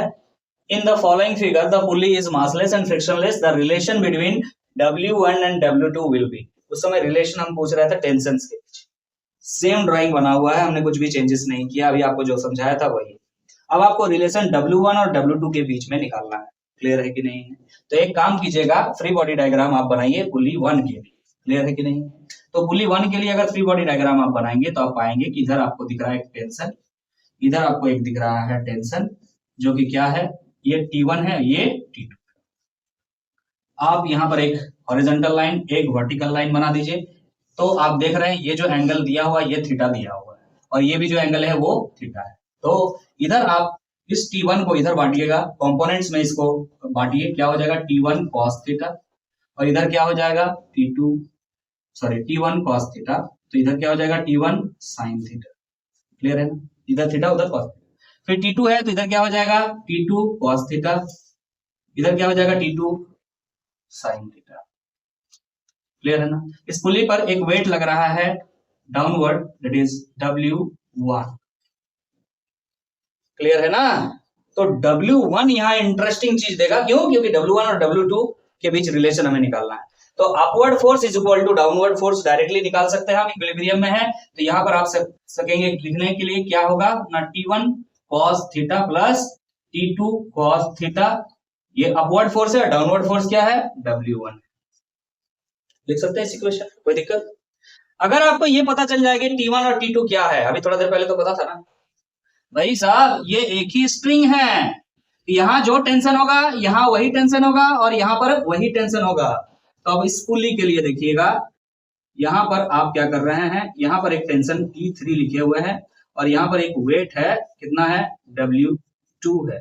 आपने अभी थोड़ा देर पहले ही इस चीज को सॉल्व किया कि T3 जो है वो किसके बराबर है? W2 के बराबर है, और ये T3 जो है ये T1 और T2 दोनों के बराबर है। क्लियर है कि नहीं? तो हम लिख रहे हैं यहाँ पर as T1 equal to T2 equal to T3 that is equal to W2। तो हम यहाँ लिखने जा रहे हैं T1 और T2 दोनों की जगह क्या लिखेंगे? W2। तो यह हो जाएगा W2 cos theta plus W2 cos theta is equal to W1। यहाँ पे 2W2 cos theta is equal to W1। So W2 equal to क्या हो जाएगा? W1 by 2 cos theta. अब ऑप्शन आप देख लीजिएगा कौन सा ऑप्शन करेक्ट है। Option A is the correct answer of this question. W1 by 2 cos theta, this is W2। Clear है? ये रिलेशन था। चलिए नेक्स्ट सवाल की तरफ आगे बढ़ेंगे। अब हम नेक्स्ट प्रॉब्लम की तरफ आगे बढ़ रहे हैं, ध्यान दीजिएगा। अब सिचुएशन पहले समझाते हैं फिर क्वेश्चन को पढ़ेंगे। ध्यान दीजिए, एक सीलिंग है जिसमें एक स्ट्रिंग के थ्रू एक ब्लॉक को रखा गया है। इस ब्लॉक का नाम A है, जिसका मास m है। वो सारे क्वेश्चंस में लिखे हुए हैं, अभी हम समझा। ये जो है वर्टिकल एक्सिस के साथ एक एंगल बनाता है, दैट इज θ2। अब θ1 क्यों नहीं लिखे, आगे समझ में आता है। एक और स्ट्रिंग यहां से कनेक्टेड है, ये जो पॉइंट है जहां से ये कनेक्टेड है स्ट्रिंग वो है, ठीक है। और ये जो पॉइंट है, ये जो ब्लॉक है, आप इसका नाम A दिए। यहां से एक और स्ट्रिंग जो है कनेक्टेड है आगे, और इसके साथ एक और ब्लॉक कनेक्टेड है। इस ब्लॉक का नाम B है, इसका भी मास क्या है? M। क्लियर है? इस पर एक टेंशन लग रहा है T1, इस पर एक टेंशन लग रहा है T2। दो अलग अलग रोप्स हैं, स्ट्रिंग्स हैं, आप कह सकते हैं। अच्छा, ये कितना एंगल बना रहा है वर्टिकल के साथ? तो क्या इसके बराबर है? नहीं है, ये अलग एंगल बना रहा है, θ1 एंगल बना रहा है। क्लियर है? एक और बात, ये सिस्टम इस तरह से क्यों आया है? एक फोर्स की वजह से आया है जो कि B पर लग रहा है हॉरिजॉन्टल डायरेक्शन में। वो फोर्स किसके बराबर है? mg के बराबर है। क्वेश्चन कह रहा है, आगे आपको समझ में आएगा। इस वजह से ये सिस्टम इस तरह से आपको दिख रहा है। सवाल पढ़ते हैं, ध्यान दीजिएगा। In the following figure the masses of blocks A and B are same and equal to M। दो ब्लॉक्स है A और B, दोनों का मास क्या है? M and M। आगे बात करते हैं। The tension in the strings OA, एक स्ट्रिंग है OA जिसका टेंशन है आपका T2 and AB, T2 and T1, मतलब AB स्ट्रिंग का जो टेंशन है वो क्या है, T1 है, जैसे कि हमने यहाँ पे बताया, आपको दिख रहा है। आगे, the system is in equilibrium, question में बोल रहा है सिस्टम किस पर है, इक्विलिब्रियम पे है। जैसे ही ये वर्ड आ जाए ना इक्विलिब्रियम, फटाक से दिमाग में आ जाना चाहिए Newton's first law, summation of all the forces in horizontal direction is 0, summation of all the forces in vertical direction is also 0। बात खत्म। with a constant horizontal force mg on B, पूरा ये जो B ब्लॉक है इस पर एक horizontal force mg लग रहा है। the T1 is, ये जो T1 आपको दिख रहा है ये T1 कितना होगा, ये सवाल है। क्लियर है कि नहीं? तो हम इस ब्लॉक का FBD बनाते हैं क्योंकि इससे T1 कनेक्टेड है। क्लियर है कि नहीं? T2 नहीं ना पूछ रहा कि इस ब्लॉक का बनाने जाए, तो हम B का हम FBD बनाने जा रहे हैं, B ब्लॉक का FBD बनाने, M mass FBD free body diagram for block B, B block के लिए FBD बनाने जा रहे हैं। ध्यान दीजिए, तो यहां पर आपको दिख रहा है एक फोर्स, साफ सुथरा फोर्स दिख रहा है mg है, और एक वेट नीचे की तरफ हमेशा लगता है, ये आपको पता, बताने की जरूरत नहीं है, mg है। हाँ, क्लियर है? इससे एक स्ट्रिंग कनेक्टेड है इधर जिस पर टेंशन लग रहा है T1। क्लियर है कि नहीं? आपको यहाँ पर एंगल दिख रहा है, ध्यान से देखिए बच्चा, एंगल दिख रहा है ये, तो यहाँ पर अगर एक लाइन इस तरह से खींच दिया जाए तो ये भी एंगल कितना होगा, वही होगा जो आपका दिया हुआ है, दैट इज θ1। क्लियर है कि नहीं? तो आप इस टेंशन को दो हिस्सा में बांट दीजिए, रिजॉल्व कर दीजिए। क्यों कर रहे हैं, समझ में आ रहा? सारे फोर्सेस किधर होने चाहिए, या तो हॉरिजॉन्टल डायरेक्शन में या तो वर्टिकल डायरेक्शन में होने चाहिए। यहाँ जो T1 है ना तो हॉरिजॉन्टल है ना तो वर्टिकल है, mg आपको दिख रहा है हॉरिजॉन्टल, ये mg वर्टिकल। तो इस T1 को आपको दो हिस्सा में बांटना क्यों पड़ रहा है, क्योंकि ना तो ये वर्टिकल है ना तो हॉरिजॉन्टल है, इसलिए बांटना। क्लियर है? तो आप इसको बांट रहे हैं, इधर θ1 है इसीलिए क्या हो जाएगा, T1 cos θ1, और यहाँ पर हो जाएगा T1 sin θ1। क्लियर है कि नहीं? कोई दिक्कत समझ में आ रहा है कि नहीं? अब इक्वेशन बनाना स्टार्ट करते हैं। इक्विलिब्रियम में है, अगर इक्विलिब्रियम में है तो sigma Fx is equal to 0, directly आप बोल सकते हैं, मतलब लेफ्ट साइड का जो फोर्स होगा इक्वल टू होगा राइट साइड का force, that is T1 sin θ1 is equal to हो जाएगा mg। क्लियर है कि नहीं? कोई दिक्कत समझ में आ रहा? और अपवर्ड जो फोर्स है वो डाउनवर्ड फोर्स के बराबर होगा, that is sigma Fy must be equal to 0। Equilibrium में है तो यहां लिख सकते हैं, ऊपर की तरफ एक फोर्स है T1 cos θ1 is equal to mg। Clear है कि नहीं? अब एक काम करो, इसको इक्वेशन 1 बनाओ, इसको इक्वेशन 2 बनाओ, दोनों को सॉल्व कैसे करेंगे देखो। T1 निकालेंगे ना, दोनों में T1 आपको दिख रहा है, एक काम करो T1 निकालेंगे, यहाँ sin θ1 दिख रहा है, यहाँ cos θ1 दिख रहा है, एक काम करते हैं इसको स्क्वायर करते हैं, इसको स्क्वायर करते हैं और राइट कर देते हैं, क्या आ जाएगा, sin square theta plus cos square theta equal to 1 हो जाएगा। इसीलिए हम क्या कर रहे हैं, स्क्वायरिंग एंड एडिंग। समझ में आ रहा है कि नहीं? इक्वेशन 1 को हम क्या करने जा रहे हैं, स्क्वायर करेंगे, फिर इक्वेशन 2 को भी हम क्या करेंगे, स्क्वायर करेंगे, और आपस में इसको क्या कर देंगे, ऐड कर देंगे। तो इससे क्या हो जाएगा, यहाँ पर बोलो ना, T1 square sine square θ1 plus T2 square, sorry T1 ही है, क्या है बच्चा, T1 ही, cos स्क्वायर θ1, और इधर क्या हो जाएगा, mg square plus mg square, तो डायरेक्ट लिखे हम 2mg स्क्वायर, 2mg का होल स्क्वायर। हाँ भाई, mg स्क्वायर इधर भी लिखना होगा और इधर भी mg स्क्वायर लिखना होगा, दोनों को ऐड करना होगा, तो फिर क्या हो जाएगा 2mg का होल स्क्वायर।